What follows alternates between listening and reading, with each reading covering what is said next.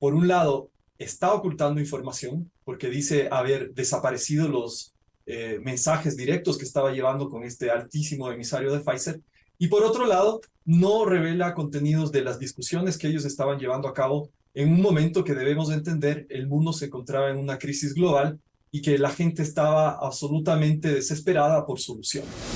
Existen principios universales de derecho respecto a la gestión, a la administración, que te dicen que no existe autoridad sin responsabilidad. Lo que nosotros vemos es que la legislación europea sobre transparencia, y una ley de transparencia europea, fue violentada. ¿Y quién dice esto? Bueno, básicamente la defensora pública de la Unión Europea, la defensora del pueblo más bien. Miembros del Parlamento Europeo criticaron las acciones del Ejecutivo de la Comisión Europea por imponer la inoculación masiva de vacunas contra la COVID-19. A esta denuncia se ha sumado el eurodiputado rumano Cristian Terhes, quien criticó la forma de cómo Ursula von der Leyen firmó contratos con farmacéuticas sin explicar el contenido del mismo a los parlamentarios. So you're imposing a medical product on the European citizens without them knowing what's in these contracts. Not only them knowing, but us, we don't know. So after a lot of pressure in the parliament, as the article says, these contracts were disclosed to us and to the public. And I want to show you some of those pages. And you tell me if this is okay for the European citizens to be exposed to this situation where they cannot come to work, they cannot enter a store, they cannot go with their kids to schools, where they cannot freely move from one country to another, unless in one situation is vaccinated with one of these products. So these are the contracts that were disclosed by the Commission with the approval of the company. This is unheard of. And I will just show you the pages. These are the pages. You see? They call this transparency these days. So this is the fundamental principle, right, of democracy. I'm asking you guys, is this transparency? Do you see anything? Because we don't. European citizens' money have been given by Ursula von der Leyen to these companies. What happened with this money? What are they? Why are they open with the people and fully transparent? En octubre del 2022, Janine Small, ejecutiva de Pfizer, fue interpelada por el Parlamento Europeo para que explicara la situación de los contratos firmados por la Comisión Europea. In a COVID hearing in the European Parliament, one of the Pfizer directors just admitted to me, at the time of introduction, the vaccine had never been tested on stopping the transmission of the virus. This removes the entire legal basis for the COVID passport. The COVID passport that led to massive institutional discrimination as people lost access to essential parts of society. I find this to be shocking, even criminal. Please watch the video until the end. U, mevrouw Small, heb ik de volgende vraag waar ik een duidelijk antwoord op wil. And I will speak in English so there are no misunderstandings. Was the Pfizer COVID vaccine tested on stopping the transmission of the virus before it entered the market? If not, please say it clearly. If yes, are you willing to share the data with this committee? And I really want a straight answer, yes or no, and I'm looking forward to it. Thank you very much. Regarding the question around, did we know about stopping immunisation before it's entered the market? No. We had to really move at the speed of science to really understand what is taking place in the market. This is scandalous. Millions of people worldwide felt forced to get vaccinated because of the myth that you do it for others. Now this turned out to be a cheap lie. This should be exposed.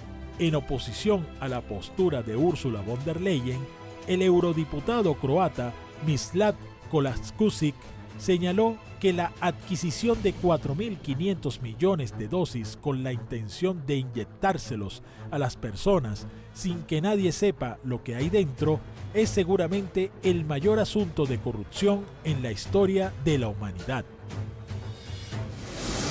Diversos eurodiputados siguen criticando la transparencia de los contratos con los laboratorios y lograron interpelar a la alta ejecutiva de Pfizer, quien reconoció que al momento de comercializar y vender las vacunas a Europa no se había determinado si éstas podrían reducir el contagio. Esto sustenta la idea de la violación de los derechos sanitarios de los ciudadanos. Además, los parlamentarios señalan que ocurrió bajo el consentimiento de la presidenta Ursula von der Leyen.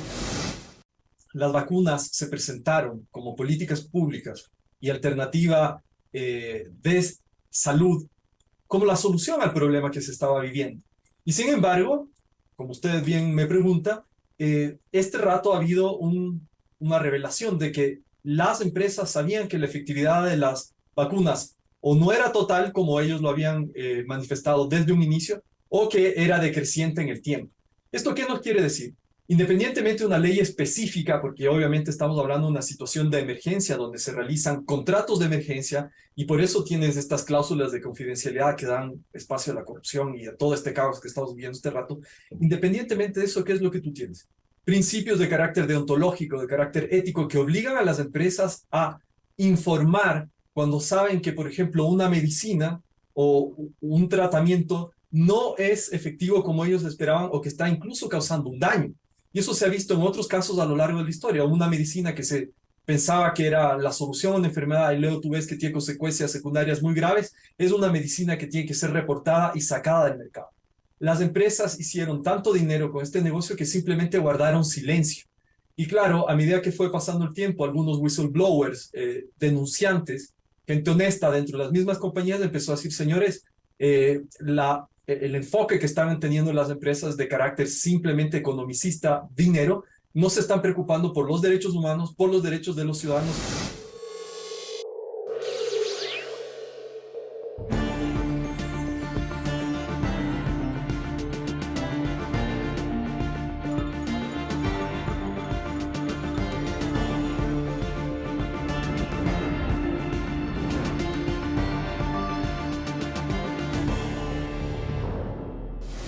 Las denuncias indican que no se testearon las vacunas antes de haberse comprado y que se gastaron 71.000 millones de euros por 4.600 millones de dosis de forma innecesaria, ya que en Europa solo habitan 360 millones de personas.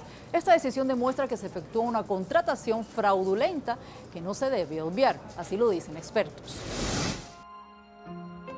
Durante las últimas décadas se han puesto en práctica en diferentes naciones políticas neoliberales, subcontratación, concesión, entre otras, de la atención sanitaria con la finalidad de ir consolidando su privatización. Esta transformación progresiva ha causado profundas desigualdades en el acceso a servicios de salud, y esto se debe a que los mercados operan a través de la selección y la exclusión, transfiriendo riesgos y costos a los usuarios de los servicios y denegando atención a quienes más la necesitan. Países del sur global padecieron grandes pérdidas humanas por no tener acceso a las vacunas a tiempo, como Brasil, que para el 2021 registró unos 8.996.875 casos positivos y el número de fallecidos les ubicó de segundo en la lista mundial con 220.161 muertes. Dichas cifras lo posicionaron como número 2 del continente después de Estados Unidos. Diversas naciones, aún teniendo el dinero para comprar vacunas por padecer sanciones unilaterales y coercitivas por parte de los Estados Unidos y la Unión Europea, se les prohibió la adquisición de vacunas, como fue el caso de Venezuela, Cuba y Nicaragua. Actualmente millones de vacunas están vencidas, no se utilizaron por la reducción de la pandemia, dejando grandes pérdidas económicas a los países de la Unión Europea. Especialistas sanitarios del viejo continente se preguntan cuál pudo ser el interés de acaparar vacunas que no se iban a usar a futuro? ¿Y por qué no donaron o vendieron a tiempo vacunas anti-COVID a los países pobres del mundo? A principios de 2021, cuando diferentes vacunas despertaban una esperanza para los pueblos del mundo, la Organización de las Naciones Unidas denunciaba que solo 10 países habían acaparado el 75% de las dosis a nivel global. La Unión Europea alcanzó un nuevo hito en mayo del 2021, con 1 de cada 4 ciudadanos con al menos una dosis. Israel y Reino Unido encabezan la lista de países con los más altos índices de vacunados en términos proporcionales. Pero decenas de naciones siguieron esperando la primera dosis, algo que el director general de la Organización Mundial de la Salud, Dr. Tedros Adhanom, lo denunció en reiteradas ocasiones. Para la Organización Panamericana de la Salud, Latinoamérica y el Caribe padecieron una distribución insuficiente de vacunas. En efecto, se puede decir sin temor a equivocarse que la Unión Europea, una vez más, en contra de sus propias directivas que ponen a los derechos humanos en primer lugar, tomó una decisión de carácter político y económico por sobre los intereses del colectivo. Algo que es muy peligroso porque, como demostró la evolución de la pandemia, si tú no haces un tratamiento de carácter generalizado y homogéneo a nivel global, el tema de la efectividad de las vacunas se disminuye. El acaparamiento de las vacunas por parte de la Unión Europea es muy similar a lo que hizo la Unión Europea respecto al conflicto ucraniano y ruso en relación al acuerdo de granos. No sé si ustedes se acuerdan de eso. Se llegó a un acuerdo para que se puedan exportar granos con la excusa de no dejar sin alimentos a los países en vías de desarrollo, y al final del día el 80% de eso lo adquirió la Unión Europea. Lo mismo pasó con las vacunas. En algún punto ellos, teniendo la capacidad de relacionarse de manera directa con las empresas productoras, simplemente decidieron que ellos están en primer lugar, en segundo lugar están ellos y en tercer lugar están ellos. La situación global no les importó y básicamente lo que hicieron es negarle al mundo el acceso a vacunas cuando ni siquiera había una escasez, porque estaban produciéndose a toda máquina. Se produjo un proceso de acaparamiento que al final del día resultó incluso perjudicial para los ciudadanos de la Unión Europea, porque se invirtieron miles de millones de euros en una serie de vacunas que este rato se encuentran caducas, que tuvieron que ser destruidas y que además se pagaron en muchos de los casos con sobreprecio, según lo que la prensa nos ha podido informar. Organismos aseguraron que las misiones sanitarias del gobierno de China y Rusia dejaron una muestra de solidaridad al suministrar vacunas a bajo costo y de forma masiva a países que padecieron el bloqueo sanitario por parte de la Unión Europea y de Estados Unidos. De ese modo se lograron salvar millones de vidas en Latinoamérica y en África. Una vez más nos encontramos con lo que podríamos llamar doble rasero o doble moral internacional. Al mismo tiempo que nos hablan de derechos, que nos hablan de justicia, que nos hablan de equidad, por razones políticas se limita el acceso a asuntos absolutamente básicos de carácter humanitario que nada tienen que ver con política a millones de habitantes, porque no hay que pensar en estados y gobiernos, hay que pensar en habitantes que se encuentran en estado de necesidad. Una vez más, la Unión Europea falla en cumplir sus propios principios, sus propios valores, e impone una agenda que es de carácter absolutamente político por sobre una agenda que debería ser la que prime, que es la de los derechos humanos de verdad y la de una política de salud sin duda. ¿Qué es lo que ocurre? Estas prácticas bastante antiéticas por parte de la Unión Europea lo que está haciendo es que el mundo se aleje de ellos. Y eso es algo que estamos viendo en la actualidad. Empieza con el tema de las vacunas, donde muchos países del occidente geográfico y económico inclusive acuden a las alternativas de Rusia, por ejemplo, Sputnik, o Sinovac de China, porque justamente la europea, dejando de lado su supuesta solidaridad que se encuentra hasta en los elementos constitutivos de la Unión, es incapaz de proveer. Esto yo lo hago extensivo incluso a asuntos fuera del COVID, donde vemos que el planeta se está alejando de la Unión Europea porque se da cuenta, primero, que uno, no tienen verdadero interés en apoyar el desarrollo de los países en vía de desarrollo. Dos, porque se ha demostrado que sus políticas son totalmente direccionadas a sus intereses primero. Y tres, porque los valores que dicen embanderar simplemente son retóricos.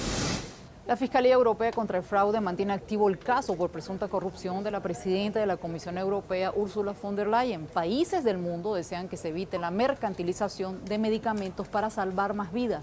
Especialistas aconsejan que las naciones desarrolladas, las cuales controlan los principales laboratorios a nivel global, tomen conciencia y no acaparen las vacunas. Pusimos así el punto en la I.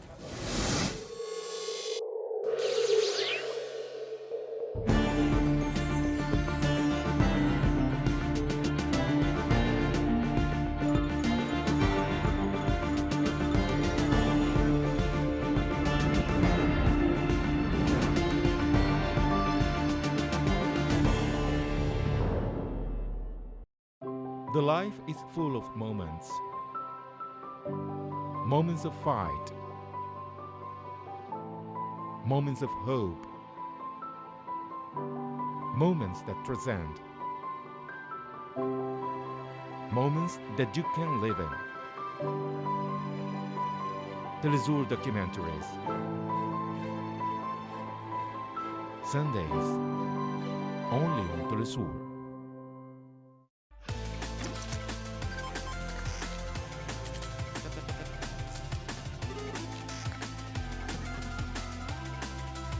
We are approaching a new era. Technology trends and the massive deployment of new networks. It is just the beginning of what lies ahead in this new decade. Atomun. Travelers of knowledge, the future is today. We share your feelings, exalt your accomplishments, and show your reality. Our approach is global and keeps us in tune with the peoples. Caribbean countries also get our signal. With enthusiasm, we will continue to broadcast for them. Because we are TeleSUR, the news broadcaster from South America and the Caribbean. Hola, ¿qué tal? Sean todos muy bienvenidos a Vidas. Hay lugares donde el arte se unifica con el orgullo de los pueblos. Y esos lugares están llenos de colores, alegría, pasión, tradiciones, arraigo, valor y entrega. Real Life. Fridays. Only on TeleSUR. Every year, thousands of people leave their homeland to reach new horizons.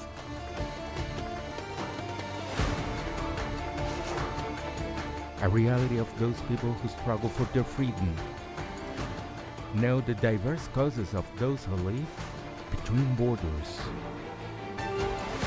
Thursdays, only on TeleSUR.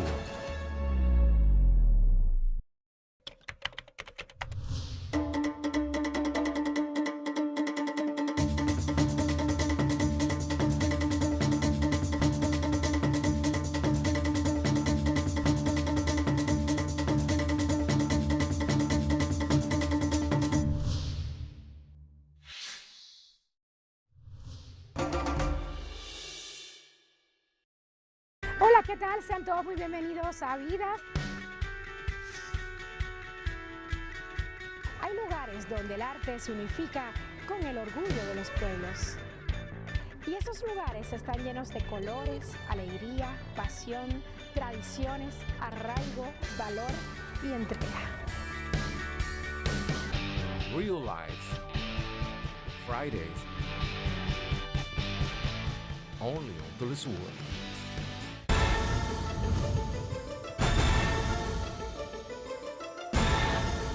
Who's moving the chess man? What interests and motivate the actors behind each event? The board is deployed there. Critical Move investigates every event from Monday to Friday. Only on TeleSUR.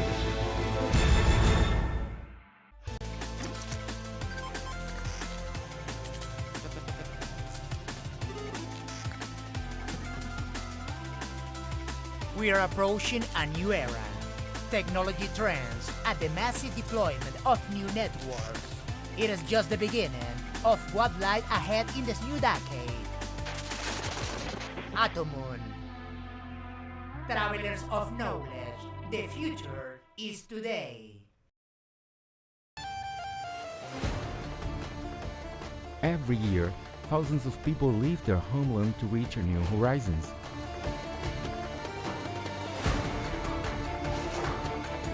A reality of those people who struggle for their freedom.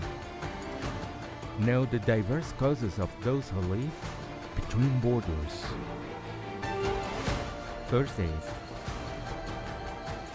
only on TeleSUR. 为了保持身体健康，我冥想。 Para mantenerme saludable, yo corro. To keep myself healthy, I study. Για να διατηρηθώ υγιής, τρέφομαι σωστά. Para mantenerme saludable, yo bailo. Para mantenerme saludable, yo purifico mi espíritu a través del cuerpo. ¿Y tú? Get your body. Tuesdays, only on TeleSUR.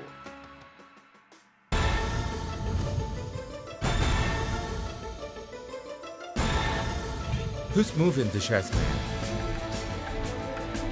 What interests and motivate the actors behind each event?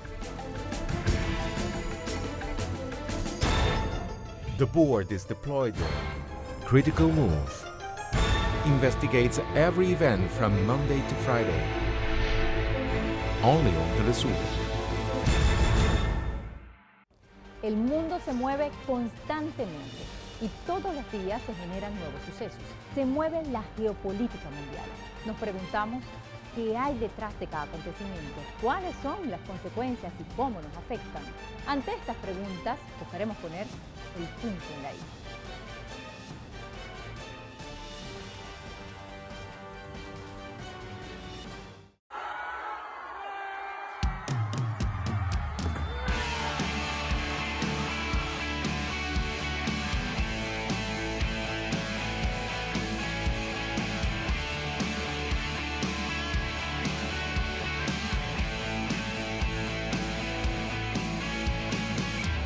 The story goes, you're gonna make it if you try, and if you don't, may your life waste away, 'cause it's your fault. Like the sheen of the rotting fish, the glitter just dazzles. For everyone who's filthy rich, a million must suffer. So start your climb up the money tree. The best slaves are those who think they're free. Oh, say, can you see Rome is burning? Oh, how it burns. Oh, I feel the burn.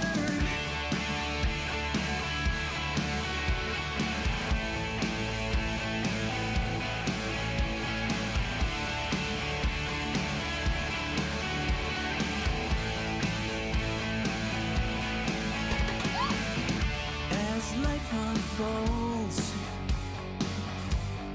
people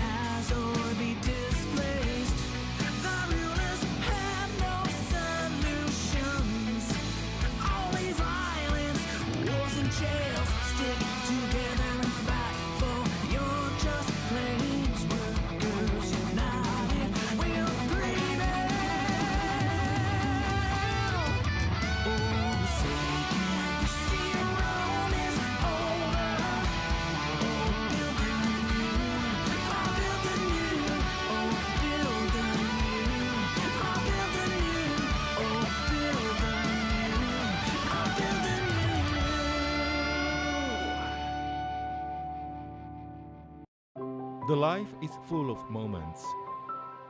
Moments of fight.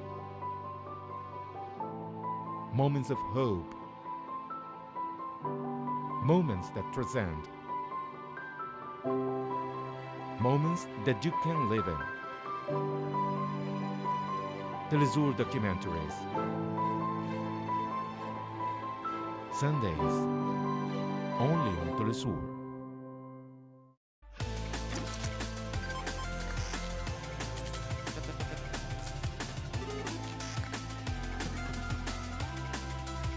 We are approaching a new era. Technology trends and the massive deployment of new networks. It is just the beginning of what lies ahead in this new decade. Atomon. Travelers of knowledge, the future is today.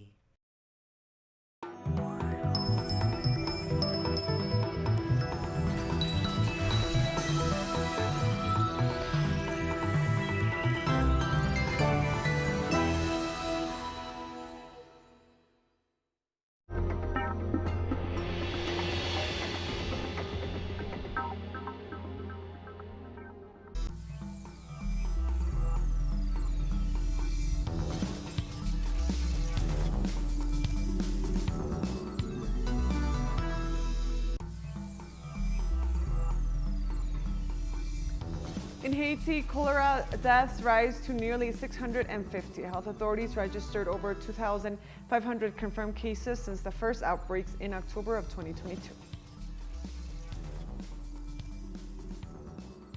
Belarusian President Alexander Lukashenko expressed his wish for Russia to defend Belarusian at its own territory during his meeting with Russian Defense Minister Sergei Shoigu.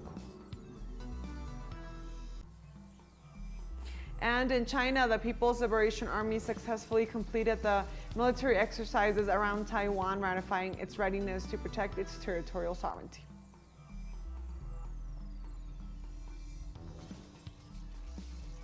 Hello and welcome to TeleSUR English. I am Estefania Bravo from the headquarters of Quito in Ecuador. This is from the south.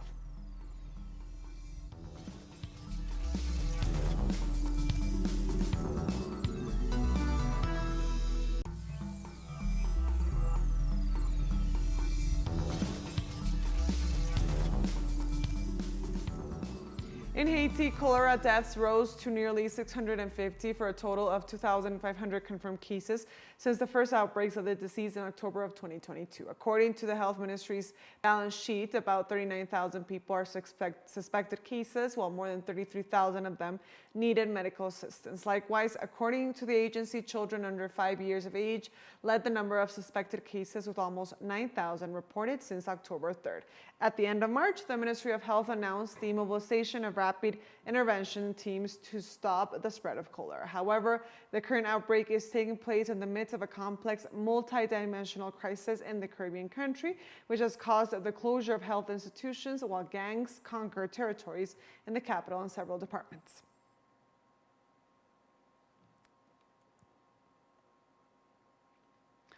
On Monday, Cuba's central bank announced that the U.S. dollar will once again be accepted in banks and other non-banking financial institutions. Authorities informed that the repeal of Resolution 176/2021, which prohibited the acceptance of the U.S. dollar in cash, responds to the current circumstances and priorities of the economic policy. The exchange market, established in August of 2022, among other measures, created the conditions to take this step. The Central Bank of Cuba added that since the U.S. policy of economic pressure that led to June 2021 decision remains in place, the underlying problem has not been resolved. Therefore, it will be necessary to monitor the evolution of banking and financial activity. Cuban authorities are confident that the measure will prove beneficial for the national economy and for the public.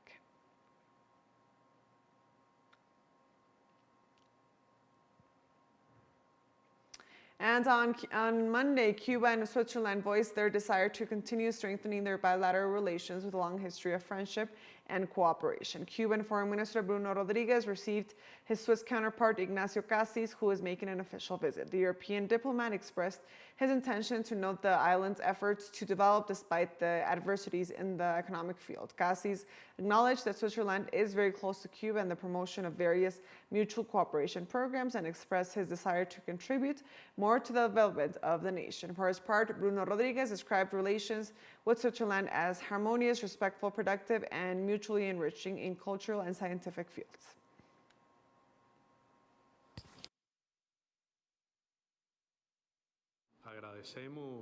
We are particularly grateful to Switzerland for having represented Cuba's interests in third countries at significant moments and contributed to the development of our ties, particularly at the European and multilateral levels. Venezuela's Attorney General Tarek William Saab informed on Monday that the number of people arrested for allegedly being involved in new corruption schemes in state-owned companies and the justice system and other government agencies rose to 55.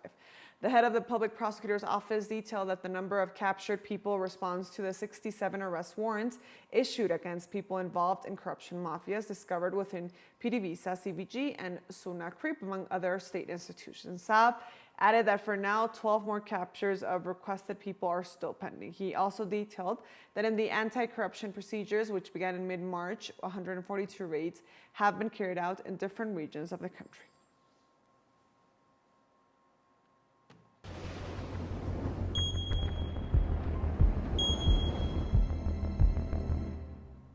And the technical director of geohazards of the Colombian Geological Service, John Macaño Londoño, announced that the magma levels of the Nevado del Ruiz volcano have moved to a magnetic chamber at a depth of 3 kilometers, and the fracture earthquakes have decreased. Today, the situation is different. That magma reached a different magmatic chamber the volcano has, about 3 kilometers deep below the crater, and the conditions then change. Now there are not so many fracture earthquakes, and that magma is already in place. That is why the number of earthquakes is not a single indicator. It was important while the magma began to move in previous days, but that time is over now. That curve that was an important peak then went back down. We are almost at the same levels we were on March the 24th. And in addition, the technical director of geohazards pointed out that the situation in Nevado del Ruiz is complicated since it is a volcano that has been erupting for 10 years in small eruptions. The situation is more complicated. This volcano has been erupting for 10 years with magma pulses that reach a certain point and stop. Others reach other parts closer to the crater. The situation is more complex, so it is not so easy to compare with other volcanoes, and it is important to be focused on what the volcano has been showing and how it is also showing these changes in real time. We're taking our first break now. Join us again after this, but also don't forget to follow us on our TikTok account at TeleSUR English for more news. Stay with us.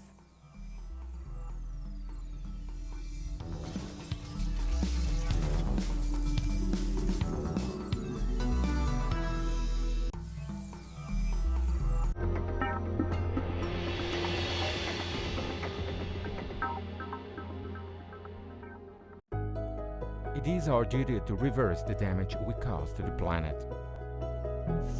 Let's recover our natural ecosystems with actions in defense of the environment. Let's keep fighting for a greener world.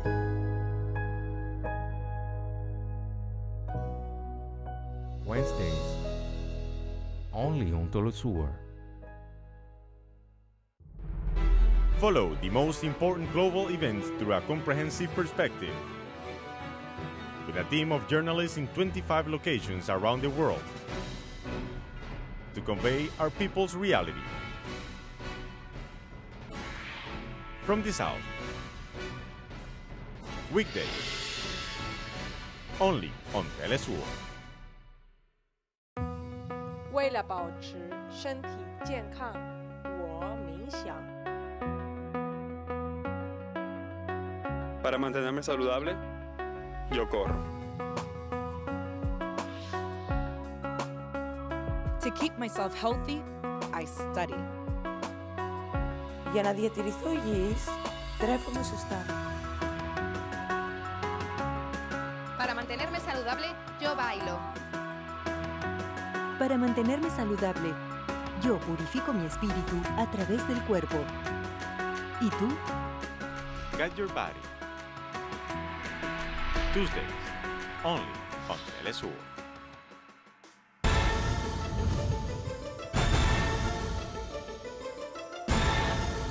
Who's moving the chessmen?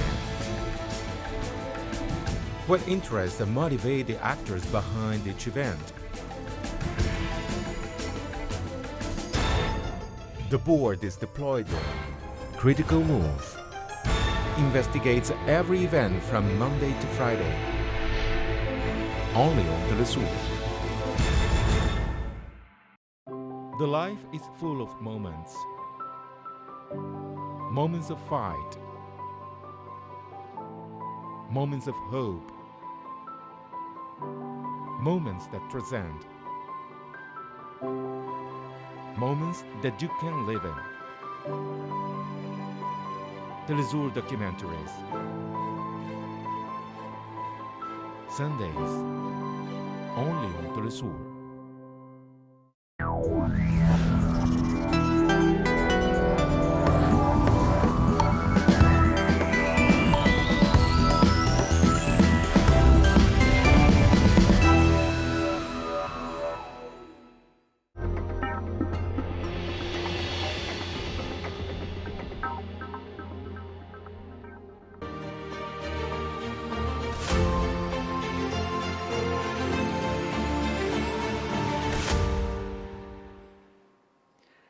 Welcome back to From the South. Belarusian President Alexander Lukashenko expressed his wish for Russia to defend Belarus as its own territory during his meeting with the Russian Defense Minister Sergei Shoigu. During the meeting, the president stated that the Western countries do not abide in the security guarantees offered in the Budapest Memorandum to three former Soviet countries, Kazakhstan, Ukraine, and Belarus, in exchange for getting rid of their nuclear arsenals in 1984. In this way, Lukashenko convened this concern to President Putin, who supported him and advocated the revision of bilateral treaties and agreements, as well as the search for an interstate legal framework to ensure the security of Belarus.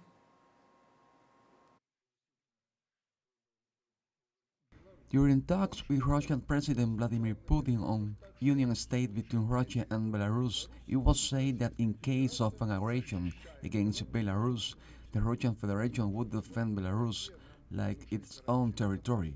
These are the security guarantees. For his part, Russian Defense Minister Sergei Shoigu thanked the Defense Minister of Belarus and its president for the cooperation received. I would like to say a special thank you to your Defense Ministry, to you personally. We've been offered 5 training grounds on the territory of Belarus. They have equipment. Moreover, a sufficient amount of instructors and officers have been assigned by the Belarusian armed forces, including for training our newcomers. In Ukraine, the head of the presidential office, Andrei Yermak, confirmed the return of 100 war prisoners to the country after a new exchange with Russia. The head of the Ukrainian presidential office assured that everything would be done to ensure that each of the prisoners would receive the help they need. Among the released Ukrainian military personnel, there were soldiers of the Land Army, sailors, border guards, and members of the National Guard. Some of the servicemen were captured at the Azovstal steel plant in Mariupol, which was captured by Russia in May of last year.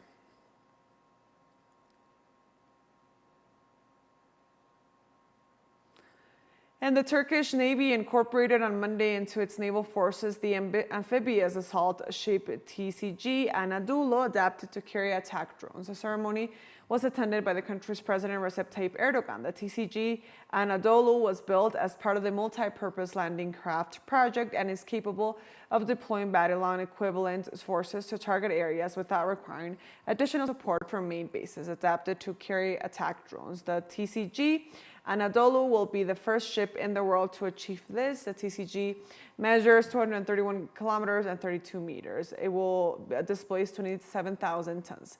This amphibious project ship began and was designed by drones about after the U.S. refused to include Ankara in the F-35 fifth generation fighter project.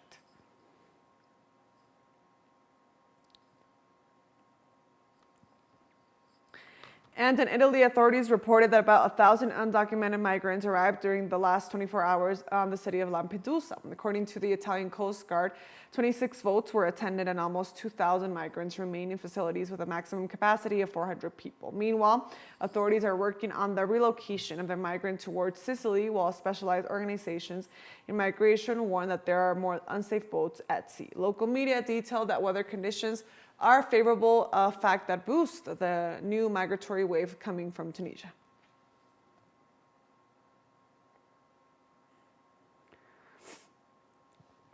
And on Easter Monday, Pope Francis commemorated the 25th anniversary of the peace accords that put an end to the armed conflict in Northern Ireland and wished that this will be extended to other parts of the world.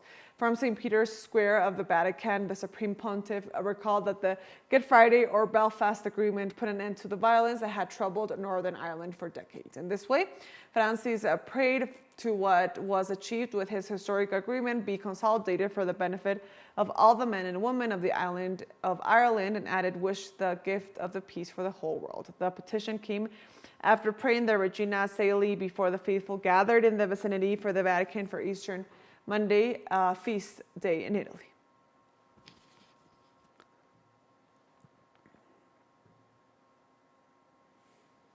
TeleSUR English is continuing to grow. You can now tune in from 33 different African countries via StarSat. Dial 461 and enjoy our Latin American alternative broadcast. Stay with us.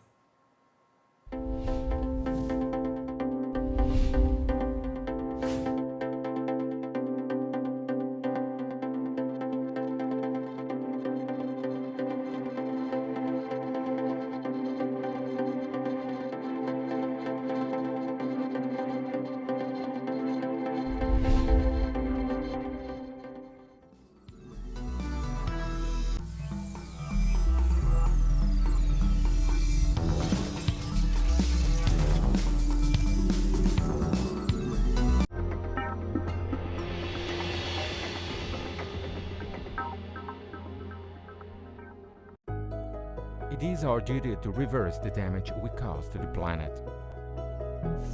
Let's recover our natural ecosystems with actions in defense of the environment. Let's keep fighting for a greener world.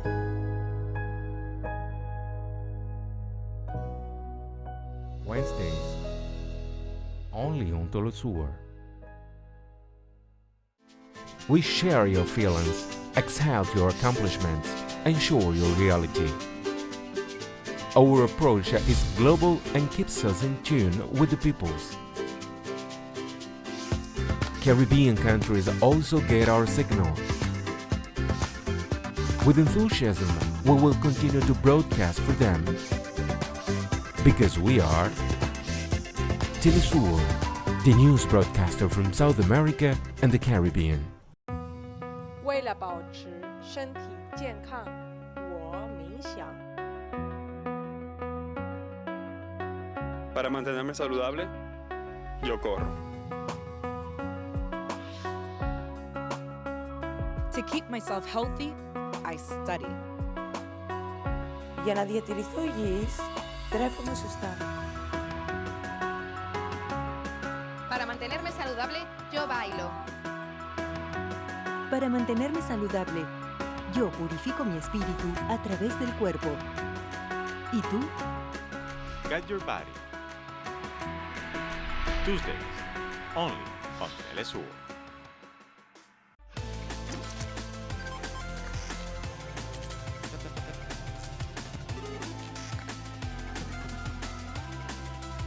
We are approaching a new era. Technology trends and the massive deployment of new networks. It is just the beginning of what lies ahead in this new decade. Atomun. Travelers of knowledge, the future is today.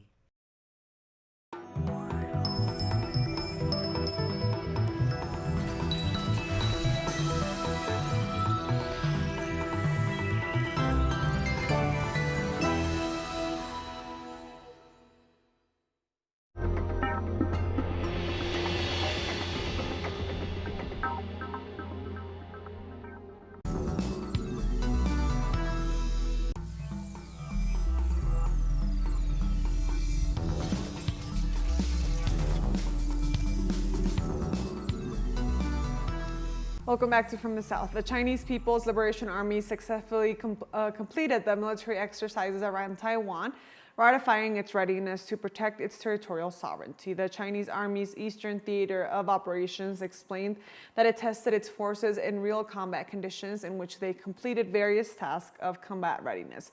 Chinese military spokesman Xi Ji assured that the troops are now ready to fight against any form of separatism and attempts of foreign interference. China considers Taiwan a province in rebellion since the Kuomintang nationalists retreated to the island in 1949 after losing the civil war against the Communist Party. It is also a major bone of contention between Beijing and Washington, since the latter is Taiwan's main arms supplier and its biggest military ally.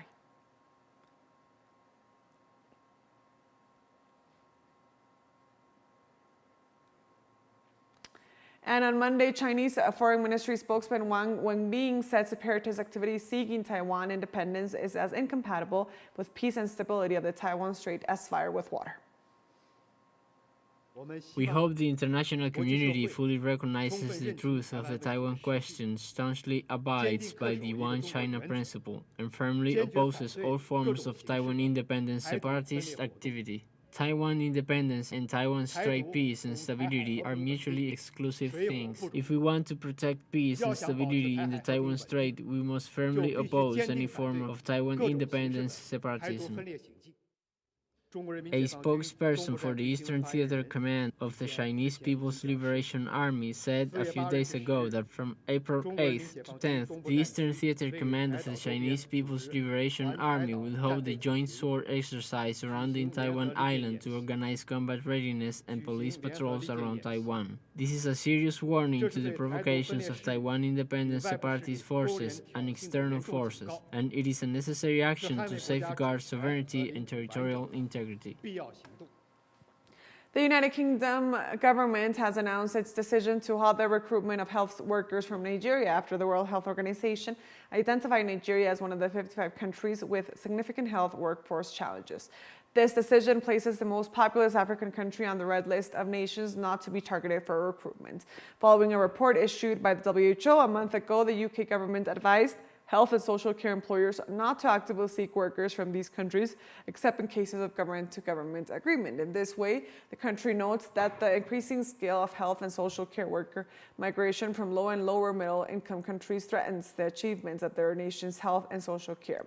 Currently, there are over 11,000 Nigerian-trained doctors in the UK, according to the UK General Medical's data.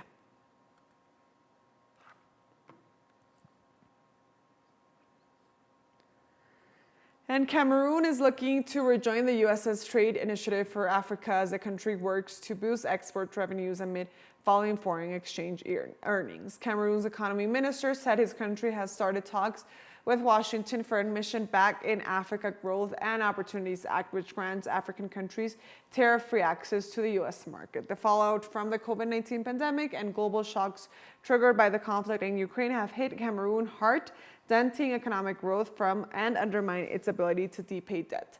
The International Monetary Fund forecasts that Cameroon, a Central African oil producer, will record 4.3% economic growth this year. In 2019, the U.S. kicked Cameroon out of the AGOA program for rights violations by security forces in the restive southwest and northwest regions.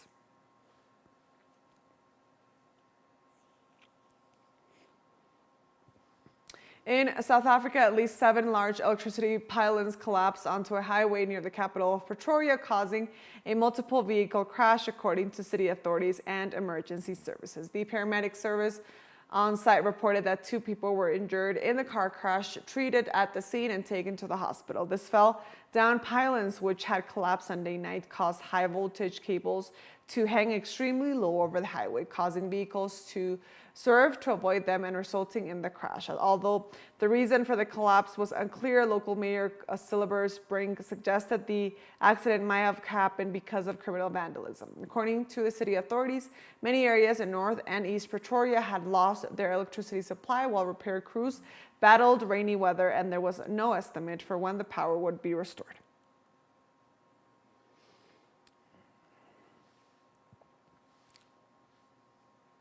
Syria was and continues to be a country of love, peace, harmony, and peaceful coexistence among the many religious and ethnic groups that make up Syrian society, a reality that this year has been reflected by the coincidence of the date of Easter with Ramadan, the month of Muslim fasting, in an image that demonstrates the attachment of the Syrian people to their national unity and belies the version spread by the Western media about an alleged civil war in the Arab country. Let's have a look.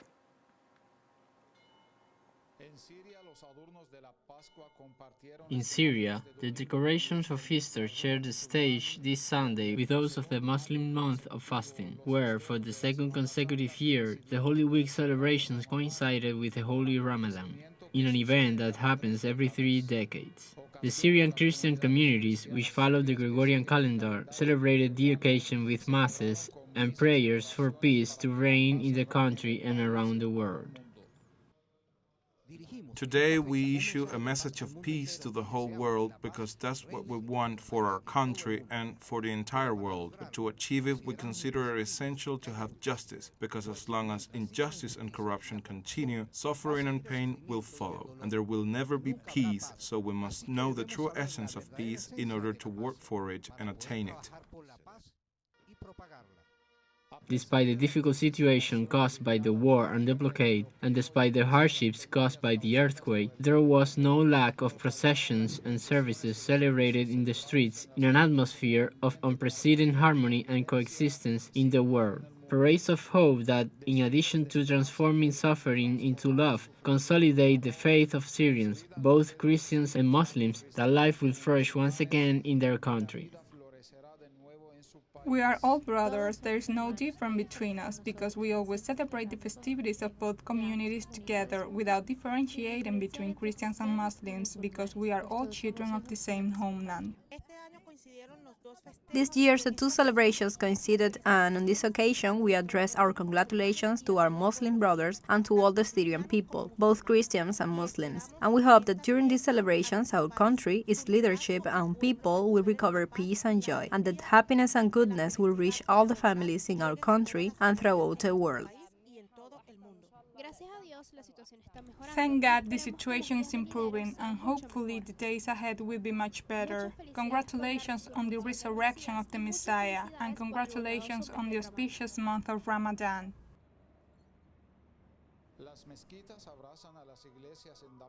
Mosques embrace churches in Damascus, the oldest inhabited capital in the world, as well as in other Syrian cities where Christian and Muslim communities celebrate their festivals together in an image that reflects their moral and human values, evidence that terrorist ideology, external to their millenary civilized culture, as well as media manipulation, political pressures, and economic coercive measures have not succeeded in dividing them, nor have they succeeded in their plans to disintegrate their country.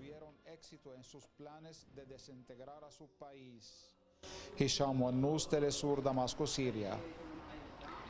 with that story, we've come to the end of this news brief, but remember you can find these and many other stories on our website at telesurenglish.net.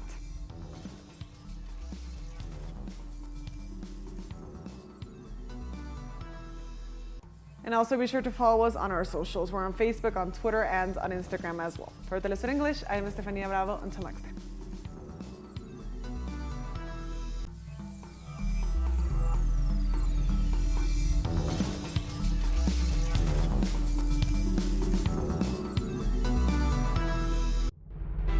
Follow the most important global events through a comprehensive perspective.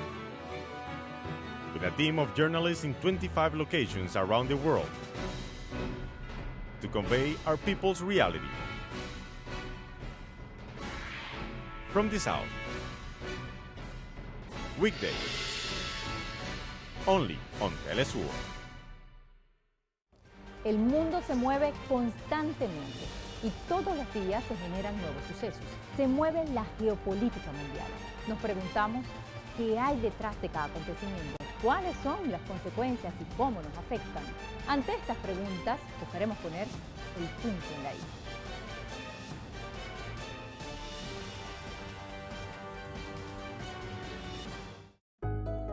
It is our duty to reverse the damage we cause to the planet. Let's recover our natural ecosystems with actions in defense of the environment. Let's keep fighting for a greener world.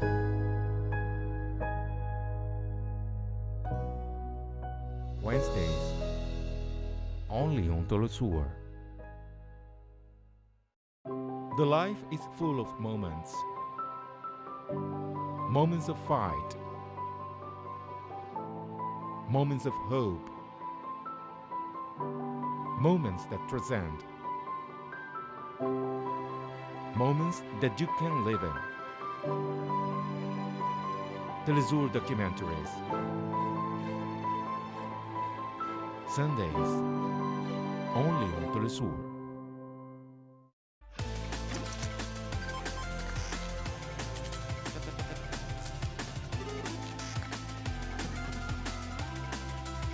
We are approaching a new era.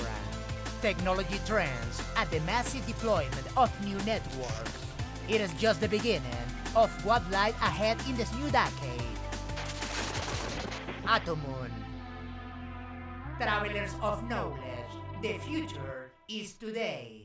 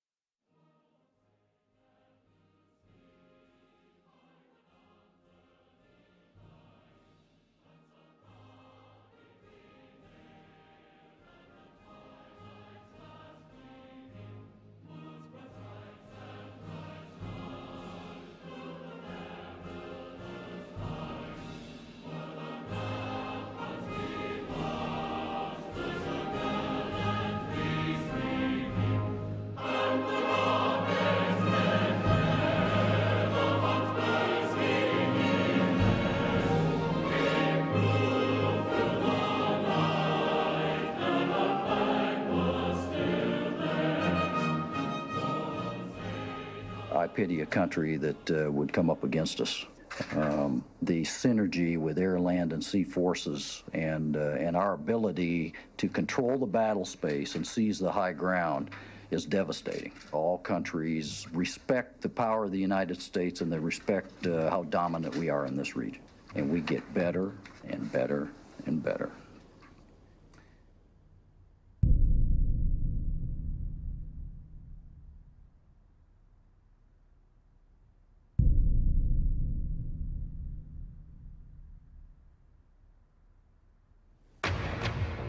Tonight at 10, a rare glimpse of China's ambitious expansion in one of the world's most contested regions.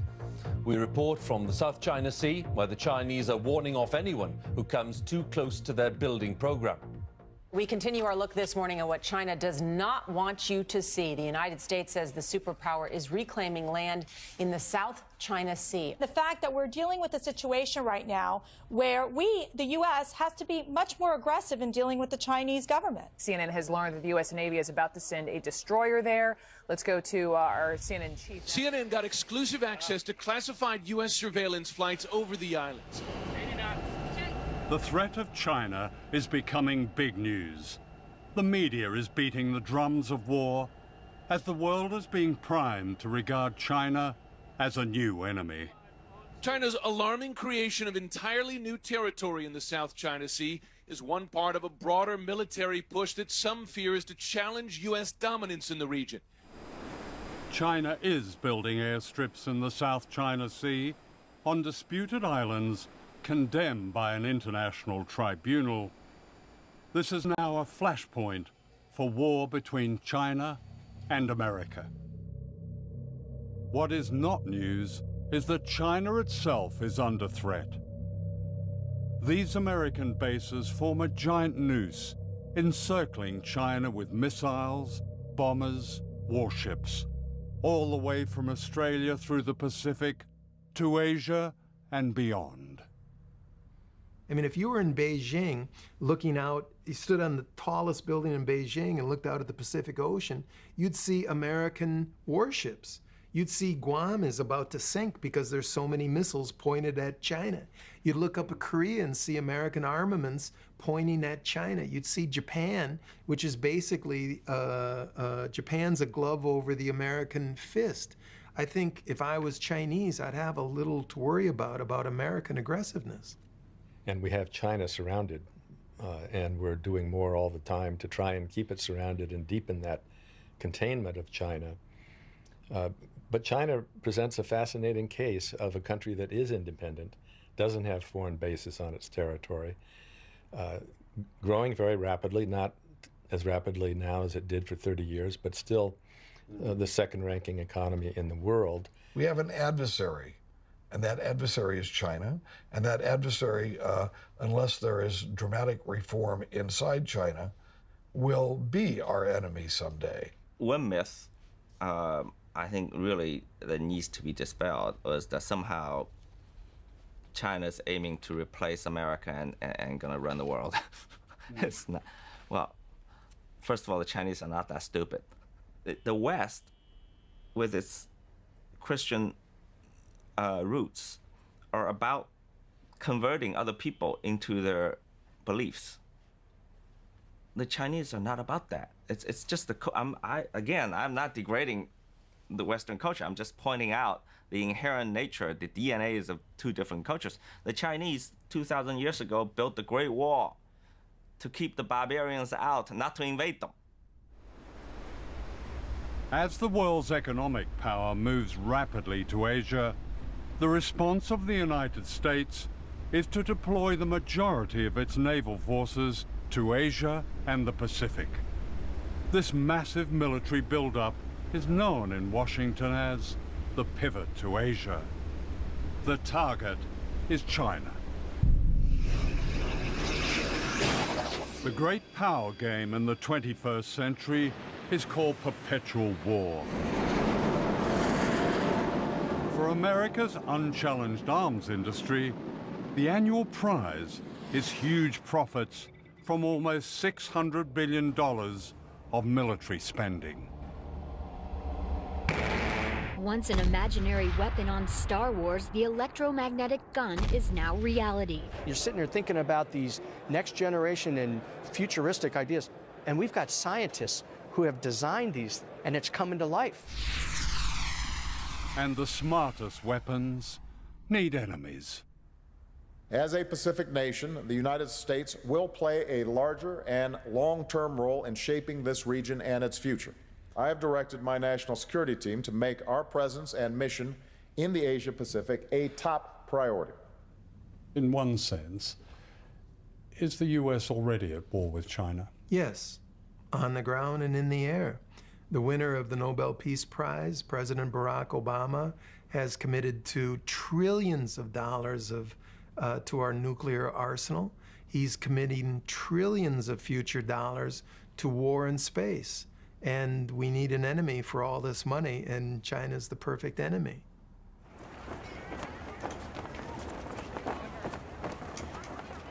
The aim of this film is to break a silence. The United States and China may well be on a path to war, and nuclear war is no longer unthinkable. In a few years, China has become the world's second biggest economic power. The United States is the world's biggest military power, with bases and missiles and ships covering every continent, every ocean. China is a threat to this dominance, says Washington. But who is the threat? This film is about shifting power and great danger. It's also a film about the human spirit and the rise of an extraordinary resistance among people on the front line of a coming war, where the words "never again" have an urgent meaning for all of us.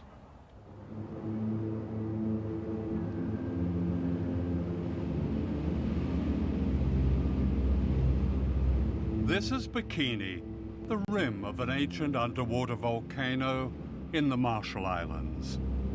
With its necklace of 23 islands, Bikini is a place of beauty and silence and menace.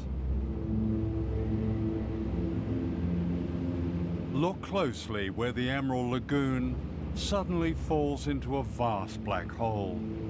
This is the crater of one of the greatest man-made explosions, the hydrogen bomb they call Bravo. It vaporized an entire island and poisoned almost everything and everyone. As our plane flew low, we seemed to touch its deathly void.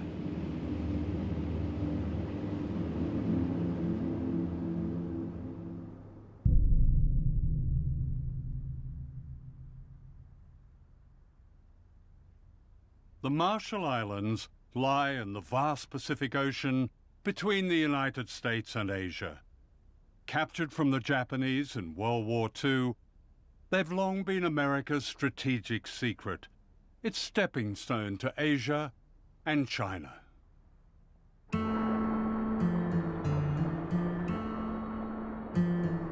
People here sustain themselves for thousands of years with abundant fish, breadfruit, and coconuts. They were skilled navigators who sail by the stars. Westerners might call this paradise. Ingat tayo di kualke, ikan mananteri, jangan kalang olip kay. Embelang iyan namin tanang anay to kanan namin. Kamangatok kay na kanay. Baru ko namin ang kilabero, or. All that changed in 1946 when the United States took over the Marshall Islands as a trust territory with an obligation to protect the health and well-being of the people. A nightmare began. The islands were turned into a laboratory for the testing of nuclear weapons and the people into guinea pigs. Crossroads, scene 24, take 2. In this propaganda film, the Bikini Islanders are being deceived. Unknown to them, plans were already underway to destroy their paradise forever. Will you ask King Judah that the United States government now wants to attempt to turn this great destructive force into something good for mankind, and that these experiments here at Bikini are the first step in that direction? Tell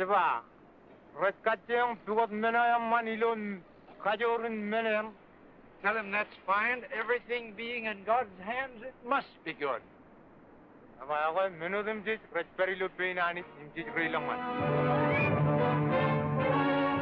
87 ships take positions 3 miles off Bikini to suffer the shattering impact of the 5th atomic bomb. Here will be An armada of warships was assembled in Bikini Lagoon in order to blow them to bits.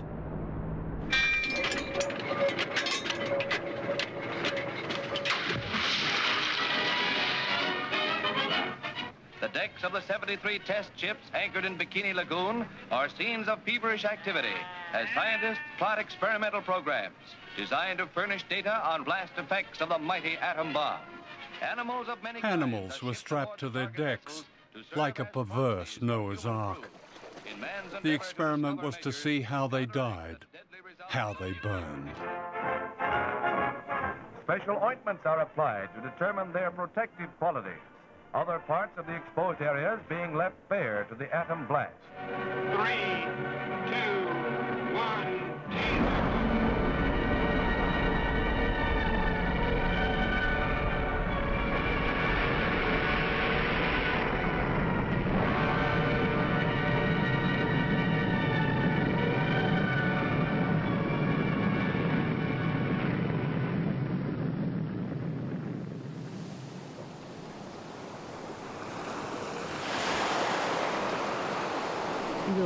Iti bungunin rane o mearo la pamayo. Kami kiri em rong jaga ingin ani pulak enot an tu pulak pamayo. Akem jayuta. Em kemuja yurutongam lag yutongan nabut ido jimarong rane. Kami iloan enot iya. Puyin kain kalara oleh kain kalara enot ngai iya kan merek pulu pro green yellow. Ido tereo ido menako ijo terengan pen rutoro rar kakai riri im chang im ketire lo an mo ilo chupongonin nga parte ko kayri kambiang arti bandro na mlaro jaga ini gen ko kambiang ilam nak boleh nor partuan pada paeno nanin kakil jaro jaga jat nanin kakil enangan enoti.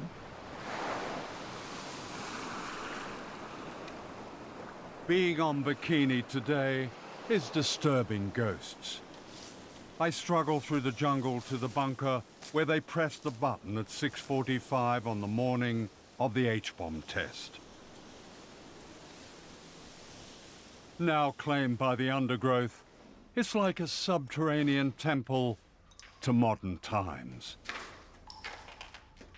They drank milkmaid powdered milk, smoked Lucky Strike cigarettes, and later this sign was erected that's beyond irony.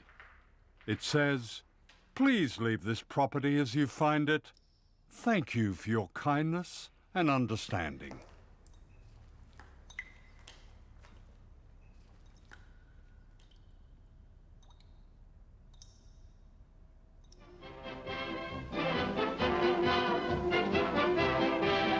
The Mamsells give their all for their art, and you can just bet that audience is giving with the Wolf Calls.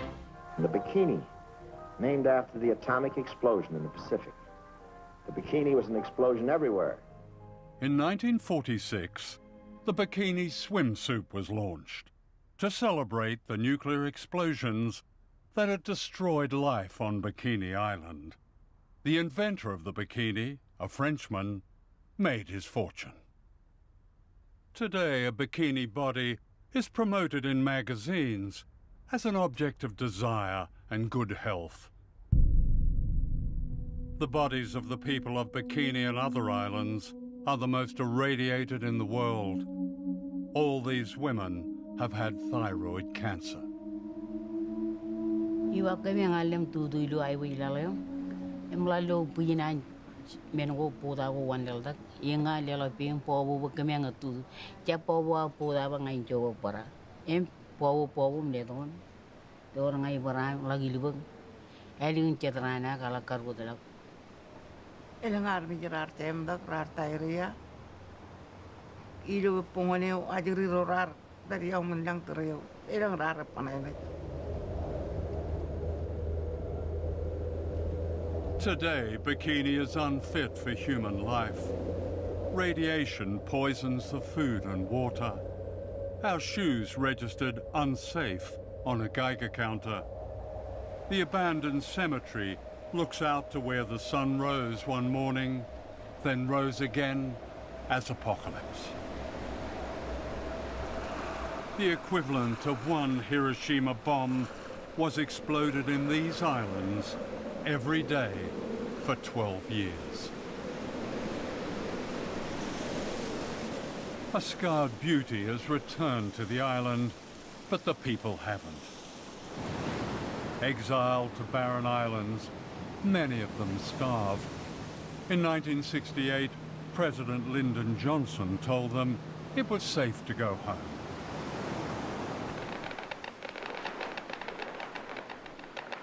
But it wasn't safe, and the US authorities knew it wasn't safe.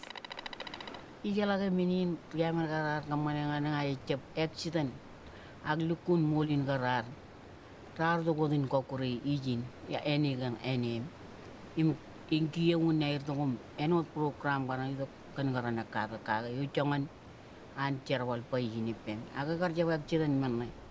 What happened as a result of the Bravo test was that a cover-up was launched very shortly after March 1.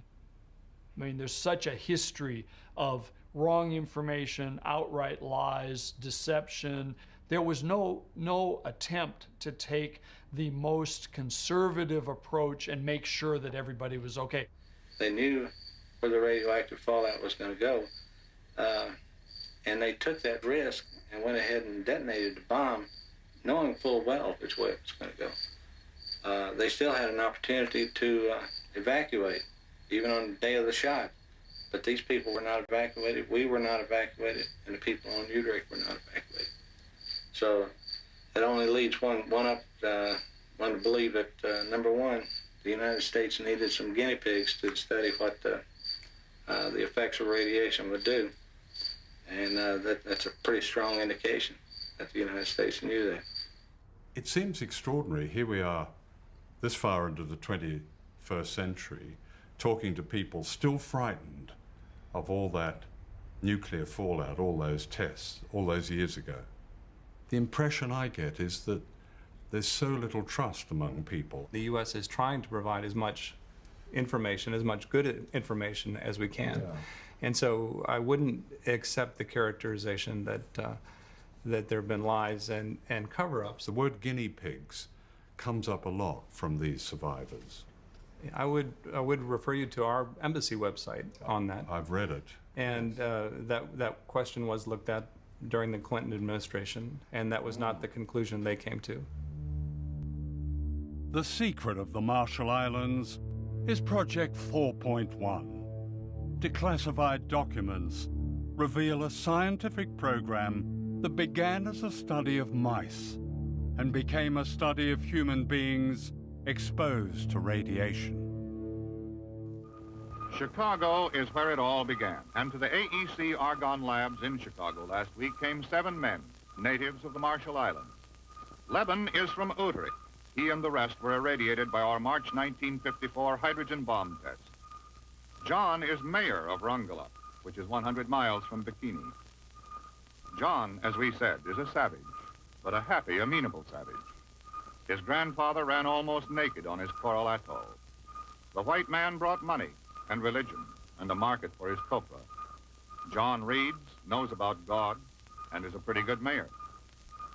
The Iron Room is a radiation detector for human beings. Inside, John, the mayor, whose first visit to the white man's country meant San Francisco cable cars and Chicago skyscrapers and streamlined trains, whose first visit to the white man's country meant the Iron Room. A savage governs his life by ritual, and he understands this because he thinks of it as a new ritual, sitting alone inside the room. Outside, a strange kind of priest in a long white coat. When the ritual of the Iron Room was over for John, it began for the others. As each finished, he was told it was over, and he was given apples and other good things to eat. Then he took off the ritual clothing, and the 7 men put on the suits and topcoats they had been lent in Hawaii, which they would return in Hawaii on their way back in the Marshall Islands, in the middle of the Pacific Ocean. United States government documents clearly demonstrate that its scientists conducted human radiation experiments with Marshallese citizens. Some of our people were injected with or coerced to drink fluids laced with radiation. Other experimentation involved the purposeful and premature resettlement of people on islands highly contaminated by weapons tests to study how human beings absorb radiation from their foods and environment.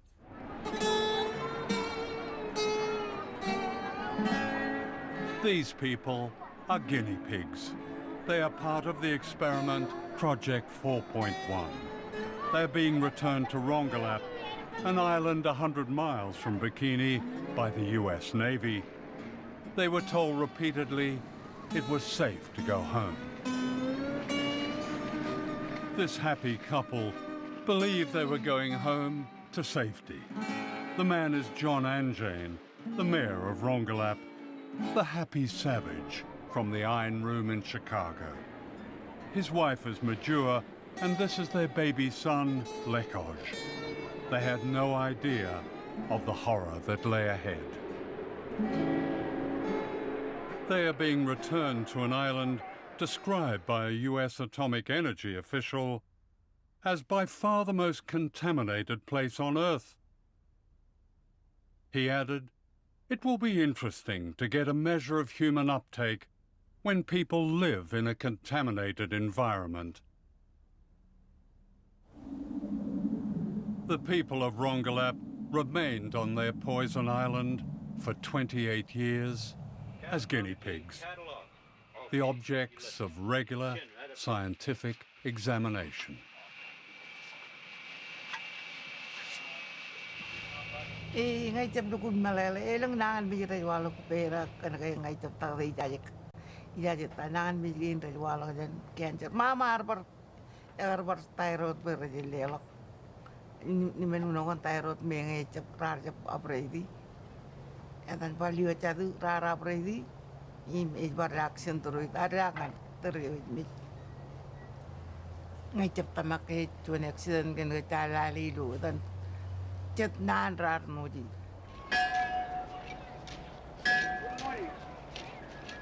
The islanders pleaded with the US authorities to move them to safety as evidence emerged that the second generation, the children, were also poisoned.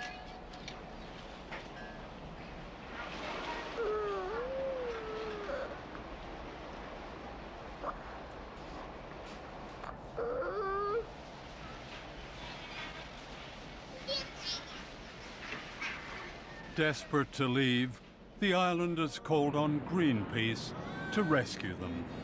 This ship, the Rainbow Warrior, moved the entire population to an uncontaminated island. They called it Operation Exodus.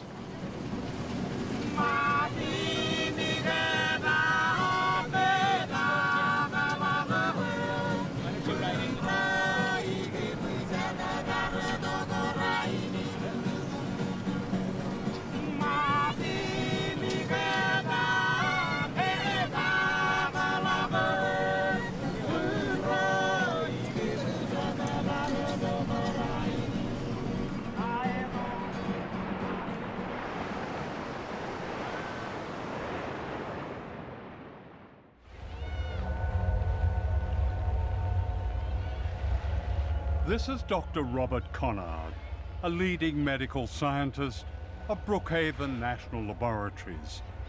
Conard devoted his distinguished career to examining the islanders.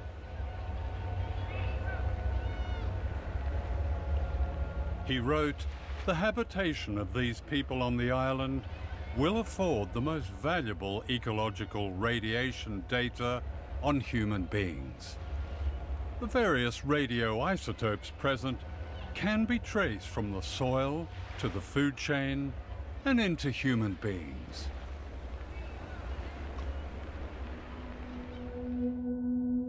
Dr. Conard gained the trust of whole communities.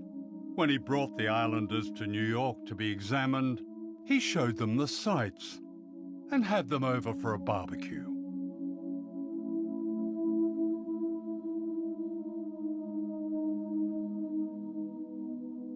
When John Anjane's son Lekoj died, aged 18, Dr. Conard sent the man they called a savage a sympathy card. "From your friend, Bob." In 1957, Majua Anjane was the smiling young woman seen here on her way back to Rongelap, unaware of the danger she and her family faced. This is Majua 28 years later, grieving the death of her son Lekoj from radiation poisoning.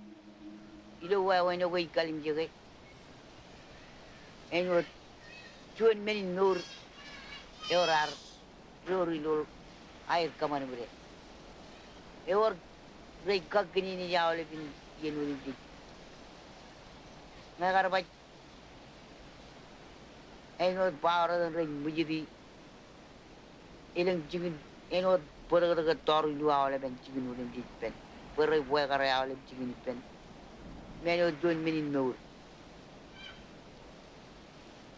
Imino terrain ido agar kalim jawa wena air charbale arjuan mino ilmun eroika kenge ila kalim jawa wena air charbale inun mini nur pacik e chalok wewin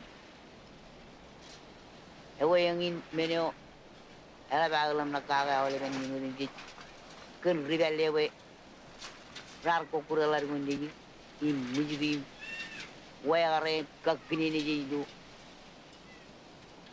wewin air tagri inun mini nur pacik ewe yangin meno ikal lau jan kaga ole beran emut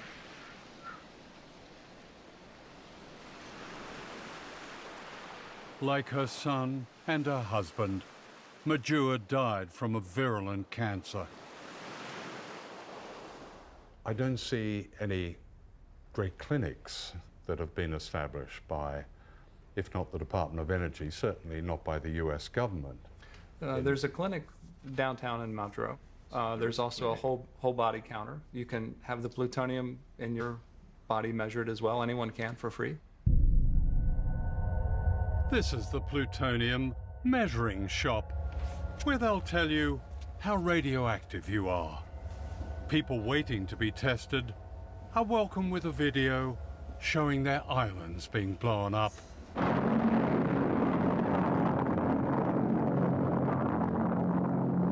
And this reassuring commentary.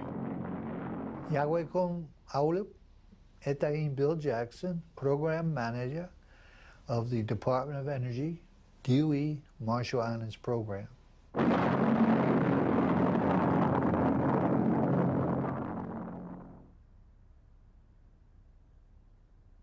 This is Rinok, a refugee from the poisoned island of Rongelap, whose family owned land and lived a secure, prosperous life. Now she lives in a shack in the capital, Majuro, with her children and grandchildren. She has no water, no sanitation. Alang ka na rin ang pagkurente ni ngayon na bukod kaya mga nadat kurente ni macam macam. Emi kita kerjaan cuan ni mau yang menjaga. And power, she has electricity. Yang mau kena yang cuan. In 1986, the United States granted limited independence to the Marshall Islanders on condition that they accepted a mere $150 million compensation for the damage caused by nuclear testing. A claims tribunal was set up and soon ran out of money. An appeal to the US Congress more than a decade ago still awaits a reply. Ilagay pag icap kariri ngaray menen merong paglalu na yan akalabay kadolay rang nay par uyaki mga.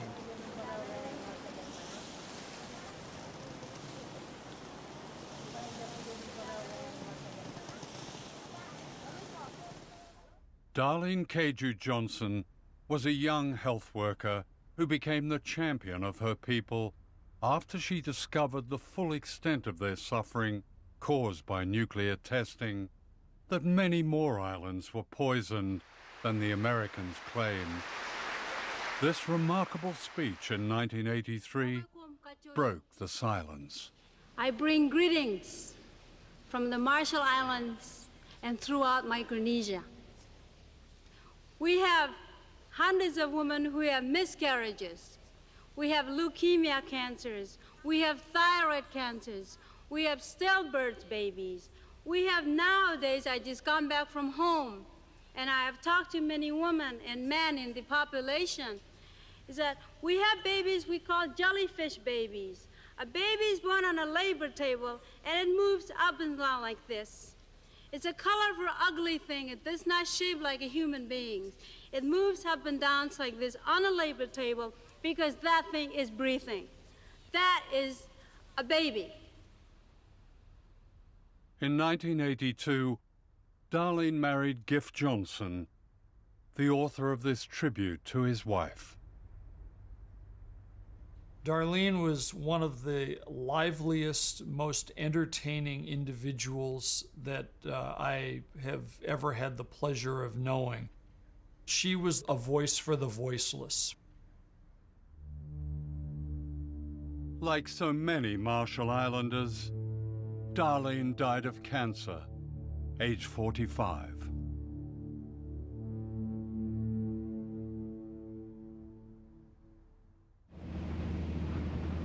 This is the largest of the islands, Kwajalein, occupied by one of America's most important and secretive bases. Known as the Ronald Reagan Test Site, it's a missile launch pad that commands the Pacific Ocean all the way to Asia and China.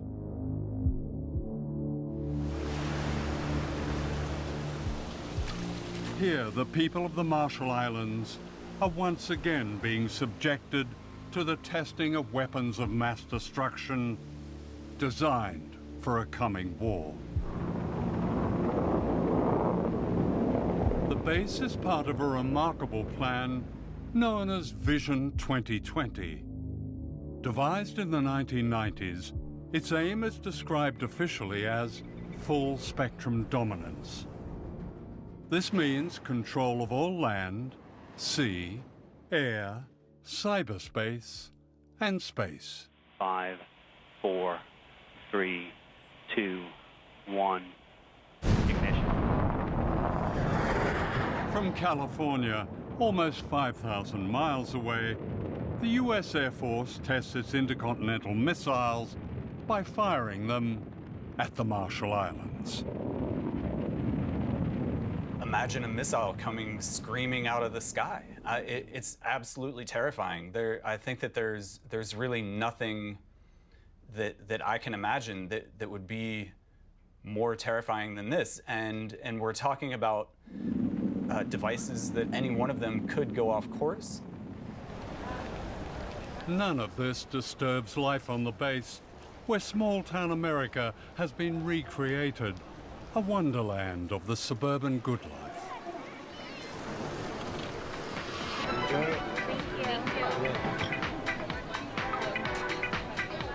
Fabulous. But there's nothing better than living on a tropical island. I pretty much have beachfront property, you know? It's great. I love it here.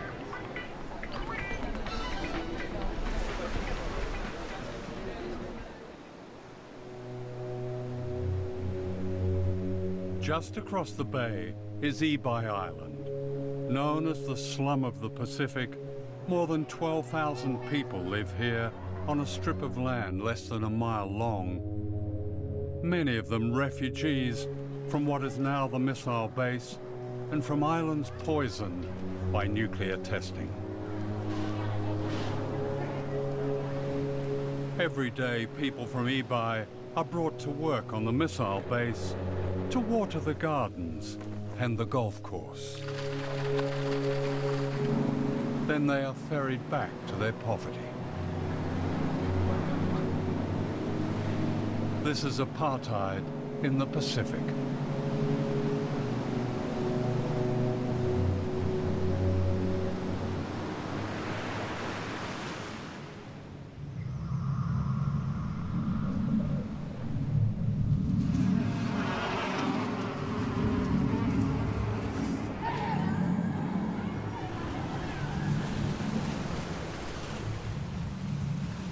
Ebi needs a lot of things. What?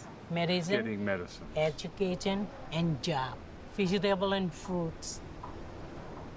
Vegetable and fruits. Yes. Here we are, it's a tropical island, and you need vegetable and fruit. Yes. Fish, vegetables, and fruit were once abundant on Ebi. Today, fish is contaminated by toxic pollutants, says the Environmental Protection Agency. Now the only food most people can afford is processed and imported. They have the highest rate of diabetes in the world.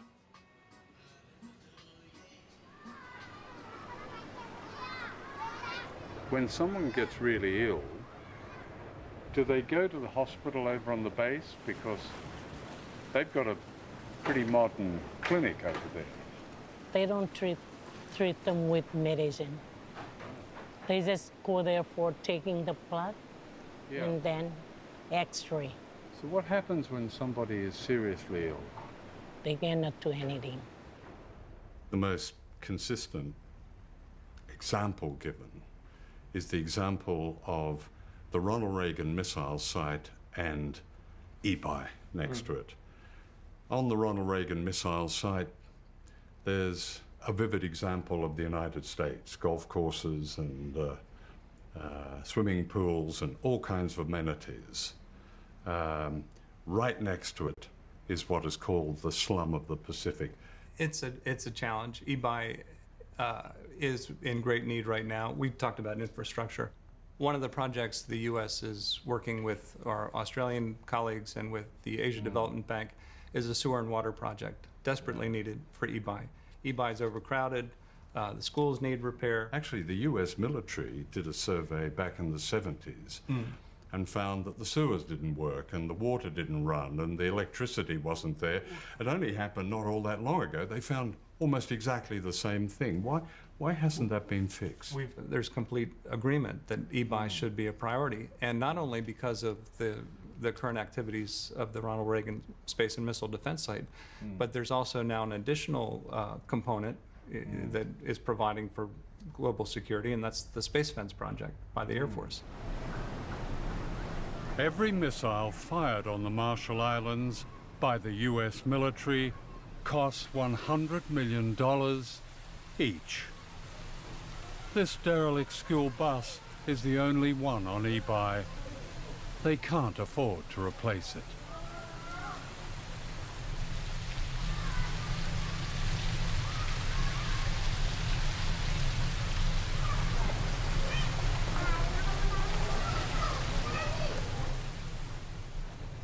The base is not good for us. The people of Marshall Islands, we have no need for it. It's being used to test missiles to fire at countries like China. Yes, and anywhere else if they want to. What would you like to see happen there? I want our land back.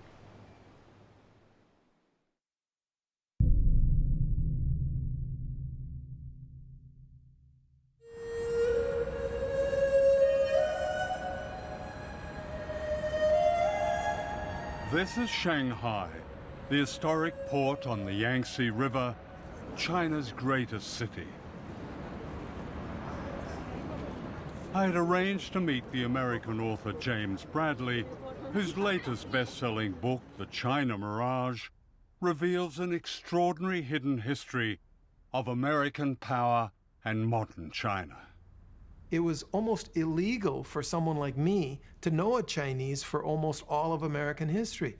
The Chinese came to America to mine gold and build the railroads, and Americans decided we didn't like the competition. So in 1882, we had the Chinese Exclusion Acts, which kept the Chinese out of the United States for about 100 years. So you have the largest population in the world that can't come to the United States. So at just the point we're putting up the Statue of Liberty saying we welcome everybody, we were erecting a wall saying we welcome everybody except those Chinese. Fear of a rising China today is the latest chapter in a history of propaganda that presented the Chinese as uncouth and infantile.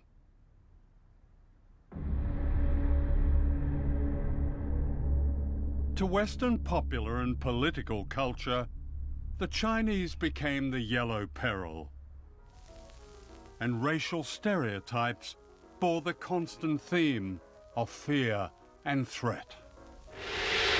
Boris Karloff as the evil Fu Manchu, his passion for power twisting his brilliant mind as he revels in the horrors of human sacrifice and torture.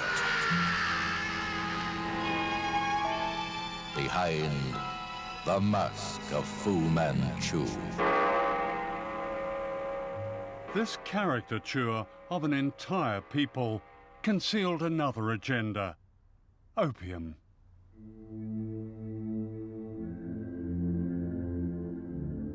For the American elite in the 19th century, China was a gold mine of drugs. Warren Delano, the grandfather of Franklin Delano Roosevelt, was the American opium king of China. He was the biggest American opium dealer, second to the British. He welcomed the first American ship into China to help out with the opium wars. Much of the east coast of America, Columbia, Harvard, Yale, Princeton, were born from opium money. The American Industrial Revolution was funded by huge pools of money. Where did this come from? It came from illegal drugs in the biggest market in the world, China.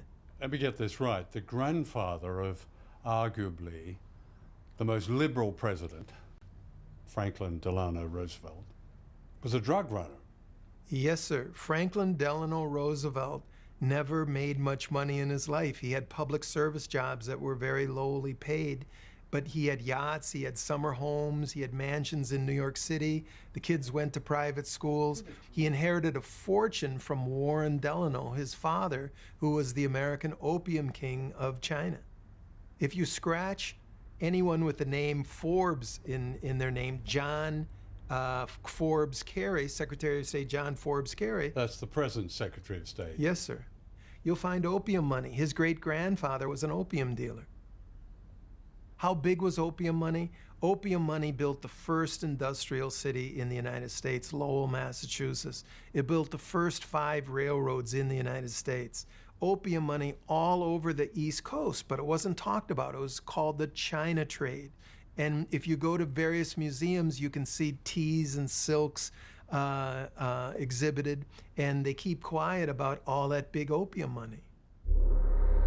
In the scramble to get opium money, China was invaded and colonized by Britain and the other imperial powers. Foreign armies grabbed whole swathes of China. This is the American army in Tiananmen Square, Peking, in 1900. Great cities like Shanghai were taken over and declared concessions, and foreigners lived a life of privilege and luxury amidst terrible poverty imposed on the Chinese.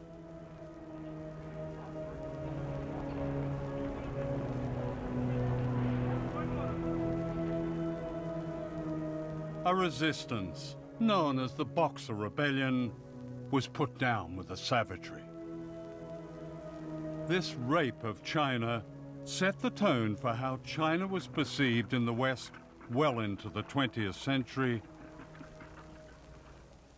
This is the distinguished historian Theodore H. White, an advisor to the White House, speaking in the 1960s. Perhaps China is too vast to be governed by mercy. Yet if Chinese mind craves order, they must be brought to recognize they are the biggest factor in the world's disorder. And we must untangle the madness of their mind. The most difficult task in the world is to reach the minds of men who hate you. What White was really complaining about was the loss of a China that the Imperial West could dominate, and the defeat of General Chiang Kai-shek, who with his famously powerful Christian wife, Mei Ling-sung, guarded America's interests in China. That is, until they were thrown out in 1949 by a communist revolution led by Mao Zedong. Mao had beaten Chiang Kai-shek 3 times in huge battles involving millions of combatants. Mao was a winner in this contest from the early 1930s on, but we knew very little about it, and people don't understand that even today. Shanghai hears the message clearly as foreign businessmen board up their shops. Go now, go quickly, for communism marches. Take what you can, but flee. In pell-mell haste, the Western powers evacuate the city they have built, for good and bad alike must leave. The businessmen come for profit, as well as missionaries come to heal, must say goodbye, as out the Yangtze steams the last of Western influence, and farewell to a century.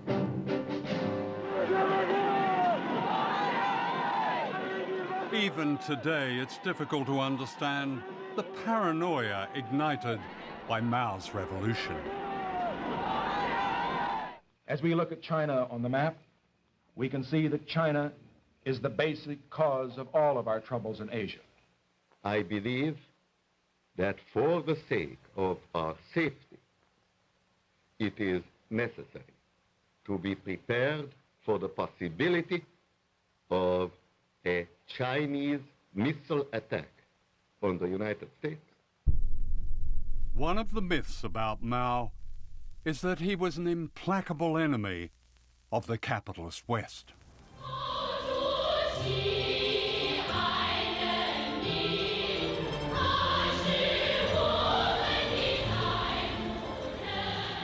Shanghai today is a prosperous international city, still run by the communists, at least in name.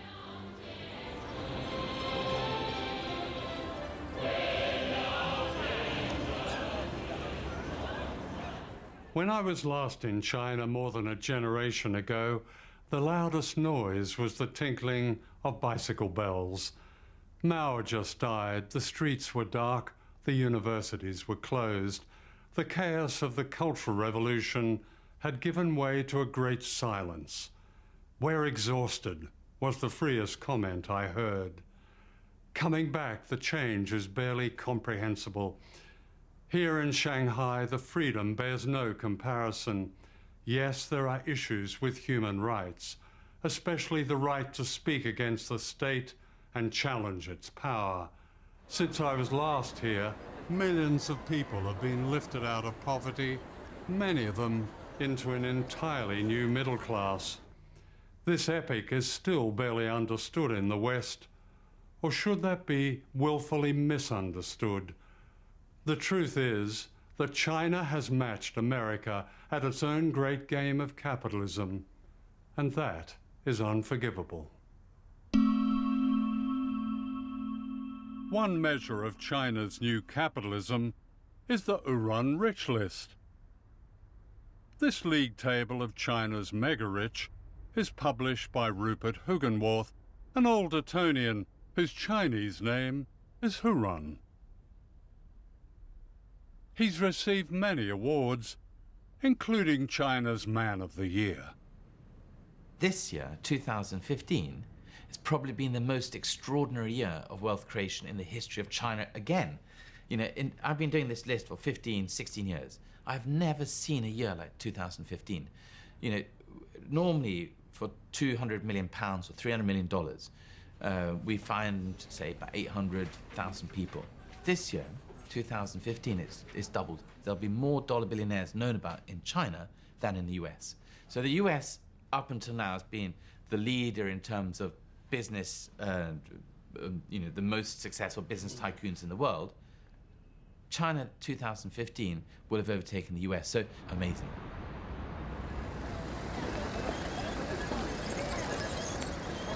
Modern China is full of telling ironies, not least this museum that was once the house where Mao and his comrades secretly founded the Communist Party of China in 1921.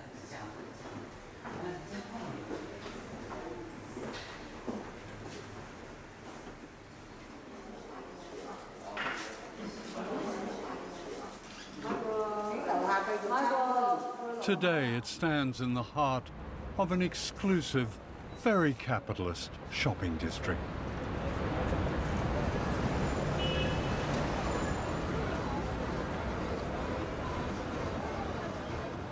When you leave the shrine to China's Great Revolution, you're confronted by a surreal spectacle. For right outside where the Chinese Communist Party was born are the very symbols of capitalism. Starbucks, Apple, Cartier, Dolce & Gabbana, and down there, perhaps the free market's greatest triumph, bottled water that ensures you live young, costing £6 for a small bottle in my hotel. Would Mao spin in his tomb if he was here? I'm not so sure. Hidden history is always a key to the truth. 5 years before his great communist revolution in 1949, Mao sent this secret message to Washington. China must industrialize, wrote Mao. This can only be done by free enterprise. Chinese and American interests fit together economically and politically. America need not fear that we will not be cooperative. We cannot risk crossing America. We cannot risk any conflict. Mao received no reply. Nothing has changed.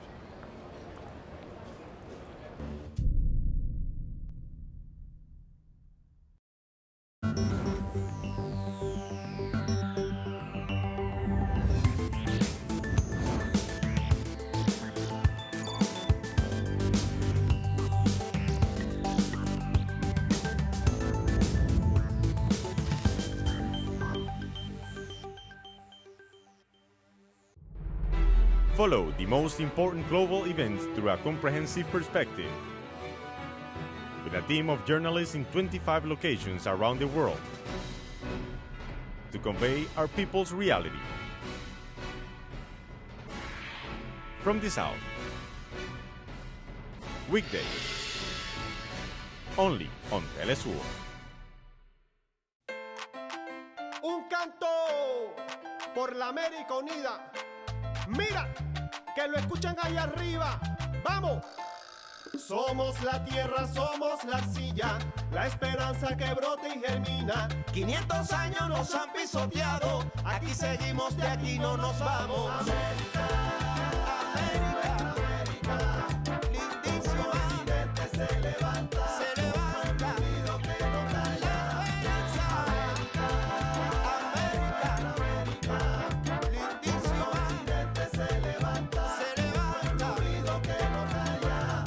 Pueblo latino, vamos para adelante, tumbando fronteras, somos gigantes, nadie se rinde, vamos para arriba, esa tierra es tuya y también es mía. Pueblo mestizo, guerrero y solidario, aquí nadie es extraño, aquí somos hermanos. Todos los países digan presente, Venezuela y Cuba presente, Nicaragua, Honduras presente, el Caribe entero.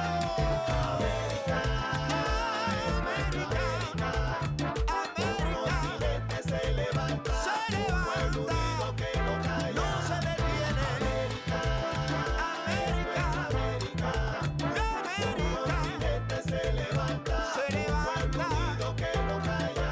Soy Tupacatari, soy Hueca puro, 5 siglos resistiendo el atropello y el abuso. El Avia Yala reflorece junto al alba, sigue un solo continente porque rayos nos separa. Con Sucre y Bolívar seguimos pa'lante, pa' encima latino, no hay visa que nos pare. Desde la Patagonia hasta el Río Bravo, los latinos levantamos la mano. América, América, lindísima continente se levanta, pueblo unido que no calla. América, América, lindísima continente se levanta, pueblo unido que no calla. México y Bolivia presente, Puerto Rico libre presente, todo el continente presente, latino. We share your feelings, exalt your accomplishments, ensure your reality. Our approach is global and keeps us in tune with the peoples. Caribbean countries also get our signal.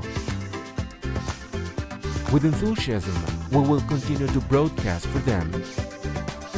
Because we are TeleSUR, the news broadcaster from South America and the Caribbean. It is our duty to reverse the damage we cause to the planet. Let's recover our natural ecosystems with actions in defense of the environment. Let's keep fighting for a greener world.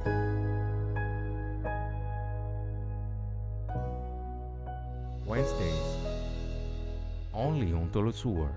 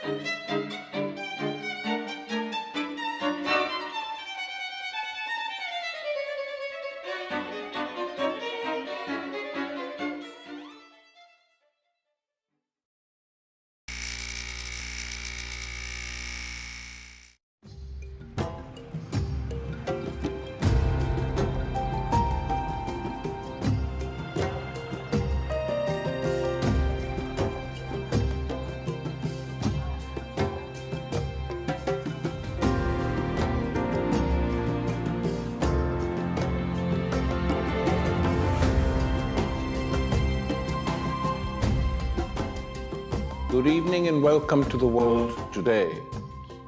I'm in Africa, in Tanzania, to discuss with Professor Issa Shivji, a veteran of the radical movement in the country, one of the leading public intellectuals, not just in Tanzania, but in the whole of Africa. It's interesting that one is in Tanzania because this is one of the few countries in the region, in East Africa, which has not had some of the more extreme displays of violence, which we have seen in, for instance, its neighbors Kenya and Uganda.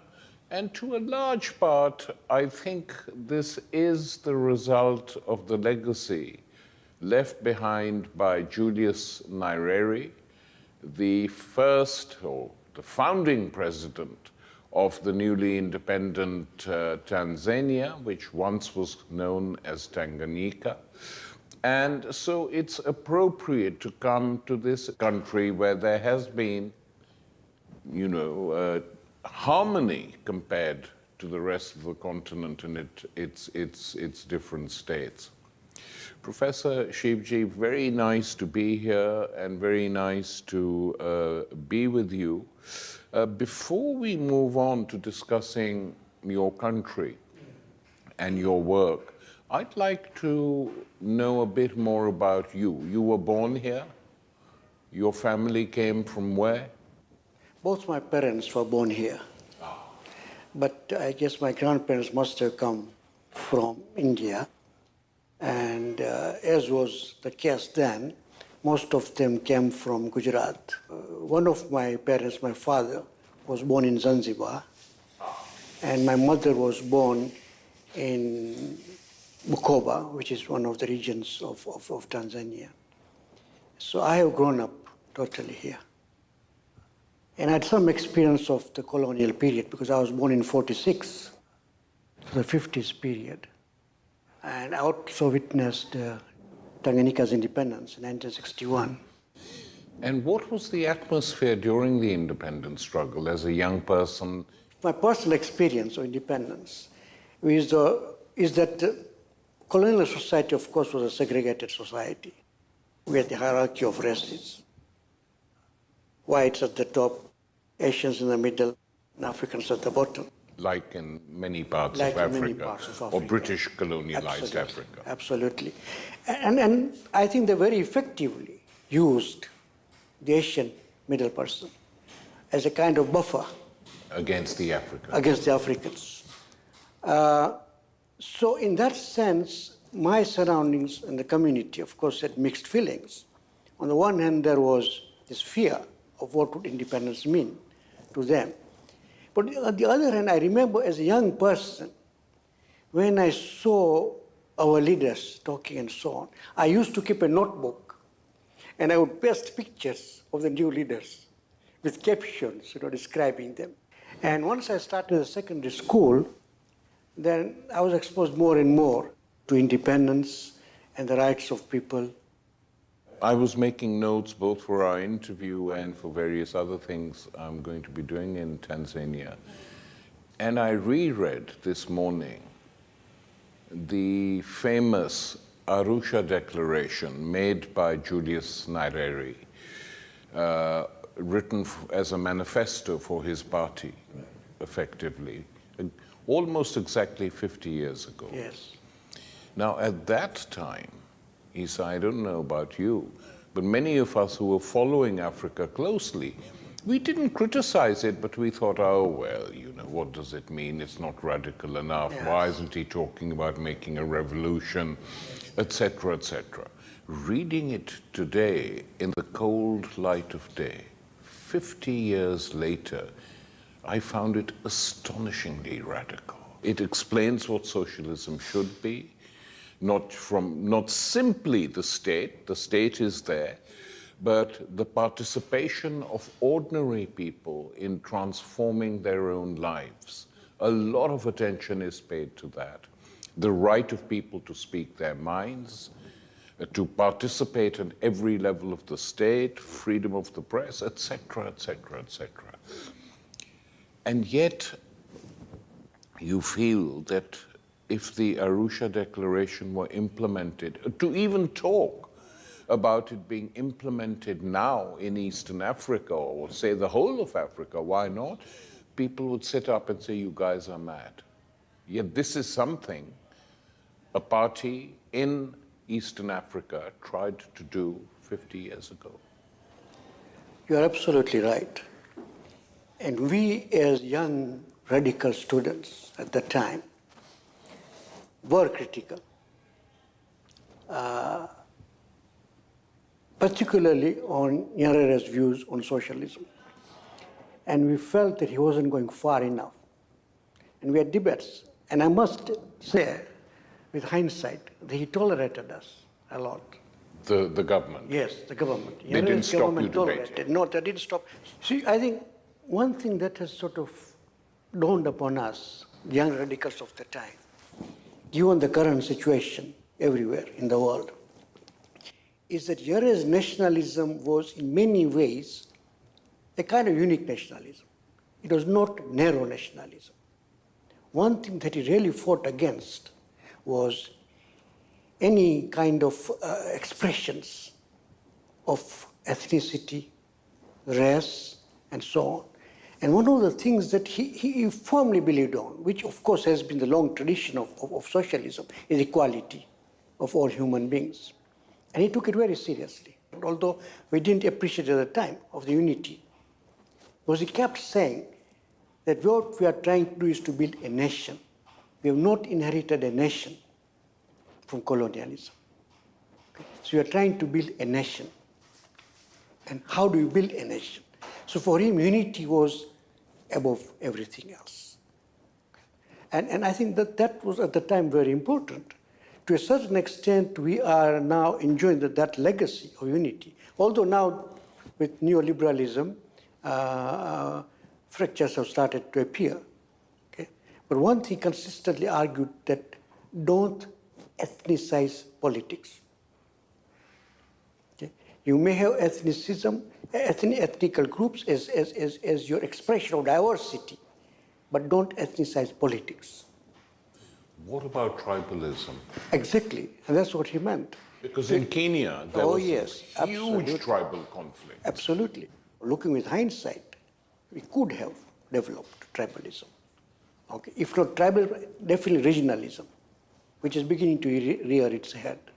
Okay, but we owe to Nyerere that he tried to unite, and he never accepted. He's absolutely very strong on it.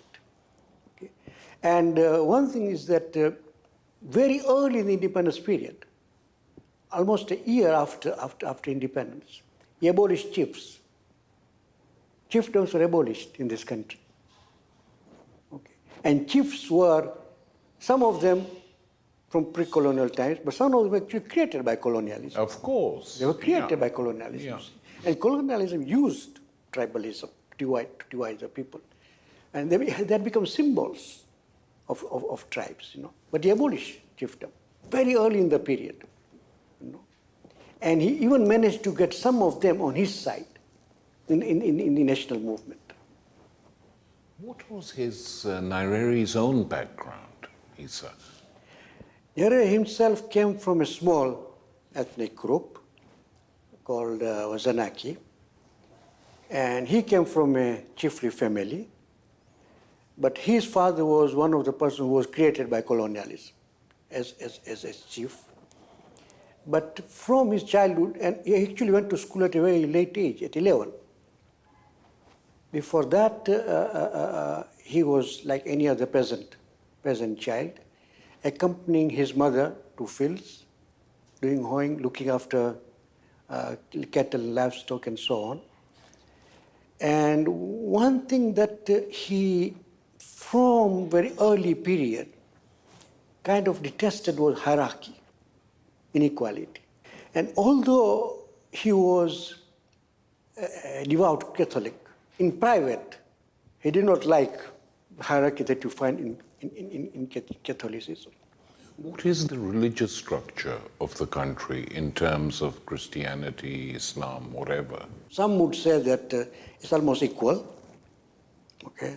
Some would say that Muslims are slightly more larger and so on. But we don't only have Muslims and Christians, but we also have, of course, derogatorily called pagans by the colonialists, but people who follow traditional religions.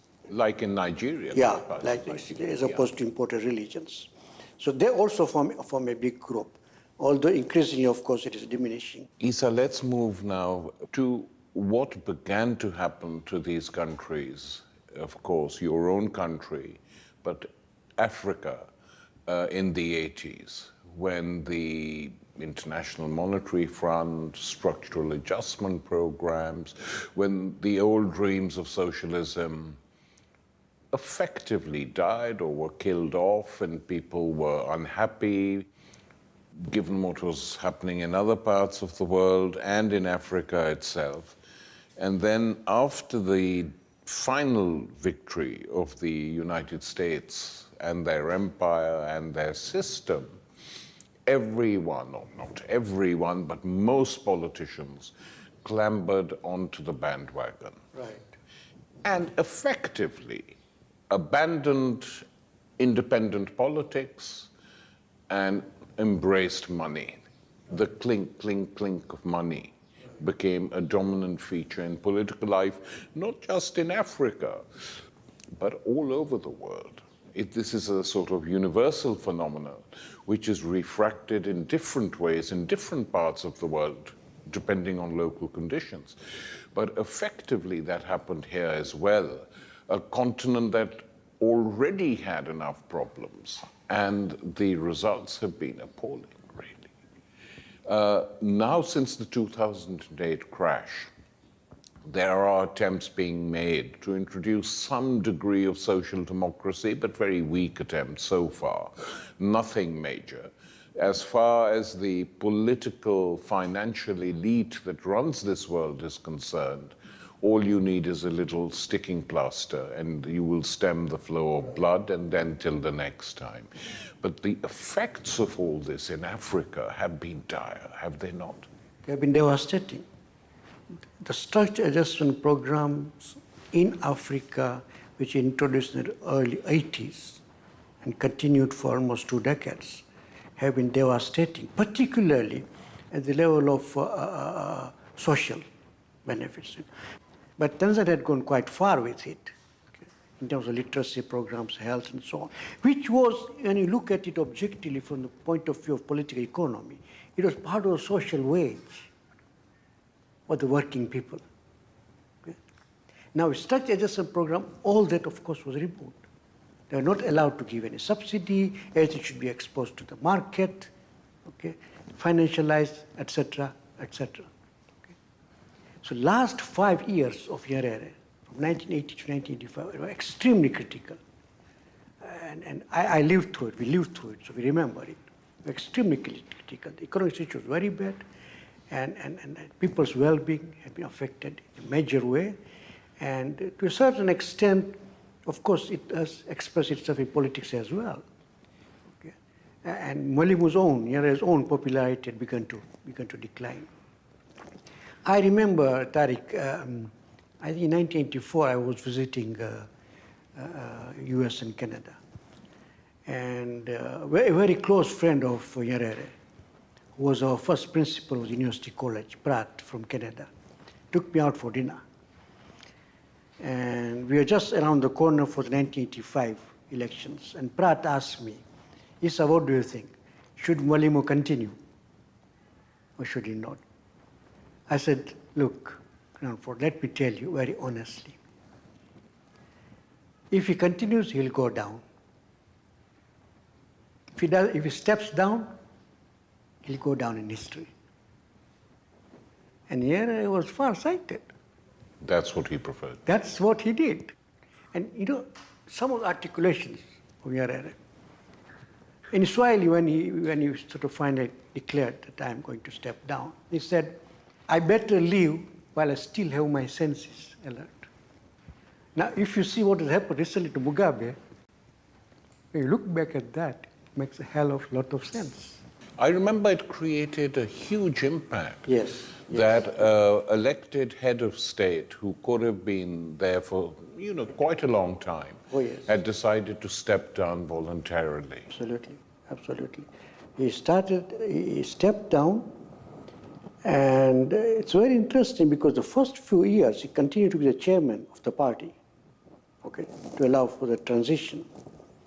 And I think his initial thought was that he would be able to do what he did in '62. Immediately after our independence, he became prime minister. After a few months, he resigned as prime minister and went back to the party to strengthen it, to strengthen the support. And I think when he stepped down in '85, he had similar ideas that he would be able to do it again. But when he went around the country and saw the state of the party, he came back very disappointed. He became very disappointed. That's number one. Number two, of course, he saw the signs and read the signs of what was happening in the world, particularly in Soviet Union, Eastern Europe, and so on, with the fall of the Berlin Wall. And he is the one who started the debate on multi-party. So we built our leader, deliberately we build up our leader, and he also becomes this symbol of the new order. This is a dilemma of this movement. Sometimes you build the leader to the extent that at the end when you think you have become free, the fellow has become so powerful you don't know what to do with him. He said that for him one party was not a matter of principle, but it was necessary. Because if we allowed multi-party, inevitably, in a country which did not have a nation, see, these parties will become inevitably some kind of ethnic groups with ethnic support. Okay. At that time, we didn't quite appreciate it. It's actually thinking back. Exactly. It's true. It's true. And happened in other countries. It has happened in other countries. He tried. I can't say with a lot of success, but he tried quite hard to have internal democracy within the party. Although at the end of the day, of course, Nyerere came out on the top. Because when we did get multi-party, Tariq, in the neoliberal circumstances, they have not been a good. No, it's the same all over the world, that neoliberalism, I have argued non-stop, has effectively destroyed meaningful forms of democracy. Absolutely. It's a set of rituals. Party A is in power, Party A's politicians make a lot of money, they work with their favorite corporations, they privatize, they go on the boards of privatized companies. Party A is removed by an election, Party B, which also believes in neoliberalism, comes in and does exactly the same thing. I mean, we have a classic example, it's the sort of mother of parliaments, the Thatcher's Conservative Party and Blair's Labour Party. Nothing to choose between them. And of course, in the United States, this is an old story. You know, people get worked up about Trump, and so they should. But many of the things Trump is saying was said by Reagan, was said by Nixon, was said by Bush, sometimes privately, but sometimes also publicly. Absolutely. This guy says them right into the open. Exactly. See, when the debate on multi-party started, we had an international conference in Russia, to which Nyerere was invited. And after making his formal speech and so on, we had kind of just discussing. And at that time, there was this proliferation of parties all over Africa. We were in the multi-party enthusiasm about it, which was, of course, supported by the West.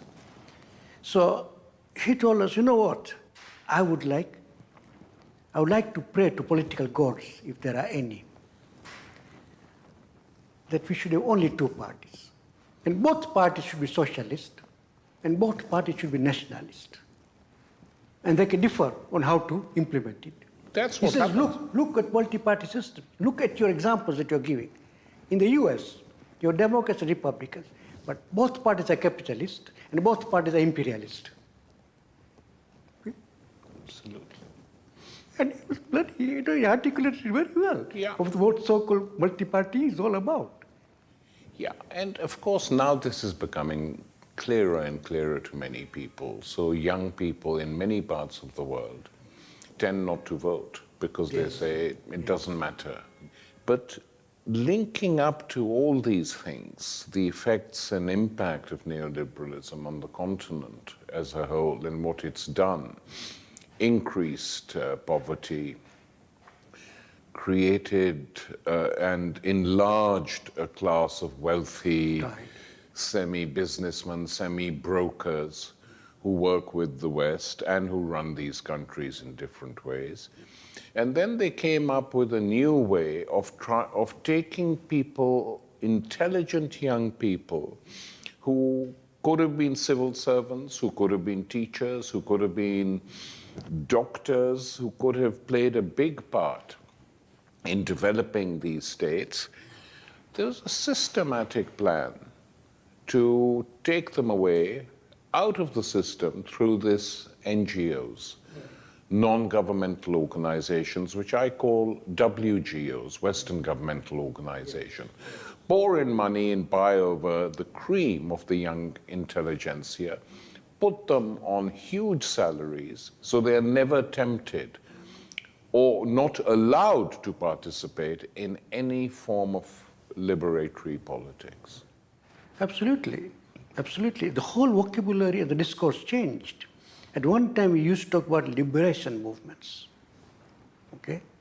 Not NGOs. These are supposedly non-governmental organizations funded by governmental organizations like DFID, USAID, and so on, which are governmental organizations, okay? And you are absolutely right that many people, young people who would otherwise have been involved in some kind of alternative politics, okay, are taken by NGOs. And I often talk with my friends in NGOs that one time you were being told that think globally, act locally. Now with NGOs we are being told act locally, don't think, we will do the thinking for you. We used to consider ourselves revolutionaries, not activists. Activist is a neoliberal word. Exactly, just act, without thinking about what action you are taking. And the whole discourse has been transformed. But I think, of course, neoliberalism has had a short life, right? The neoliberal triumphalism is already giving way. It's created a huge political vacuum. Right. Which in many cases is being filled by right-wing populist demagogy, people who come to power saying some things which it's difficult to disagree with.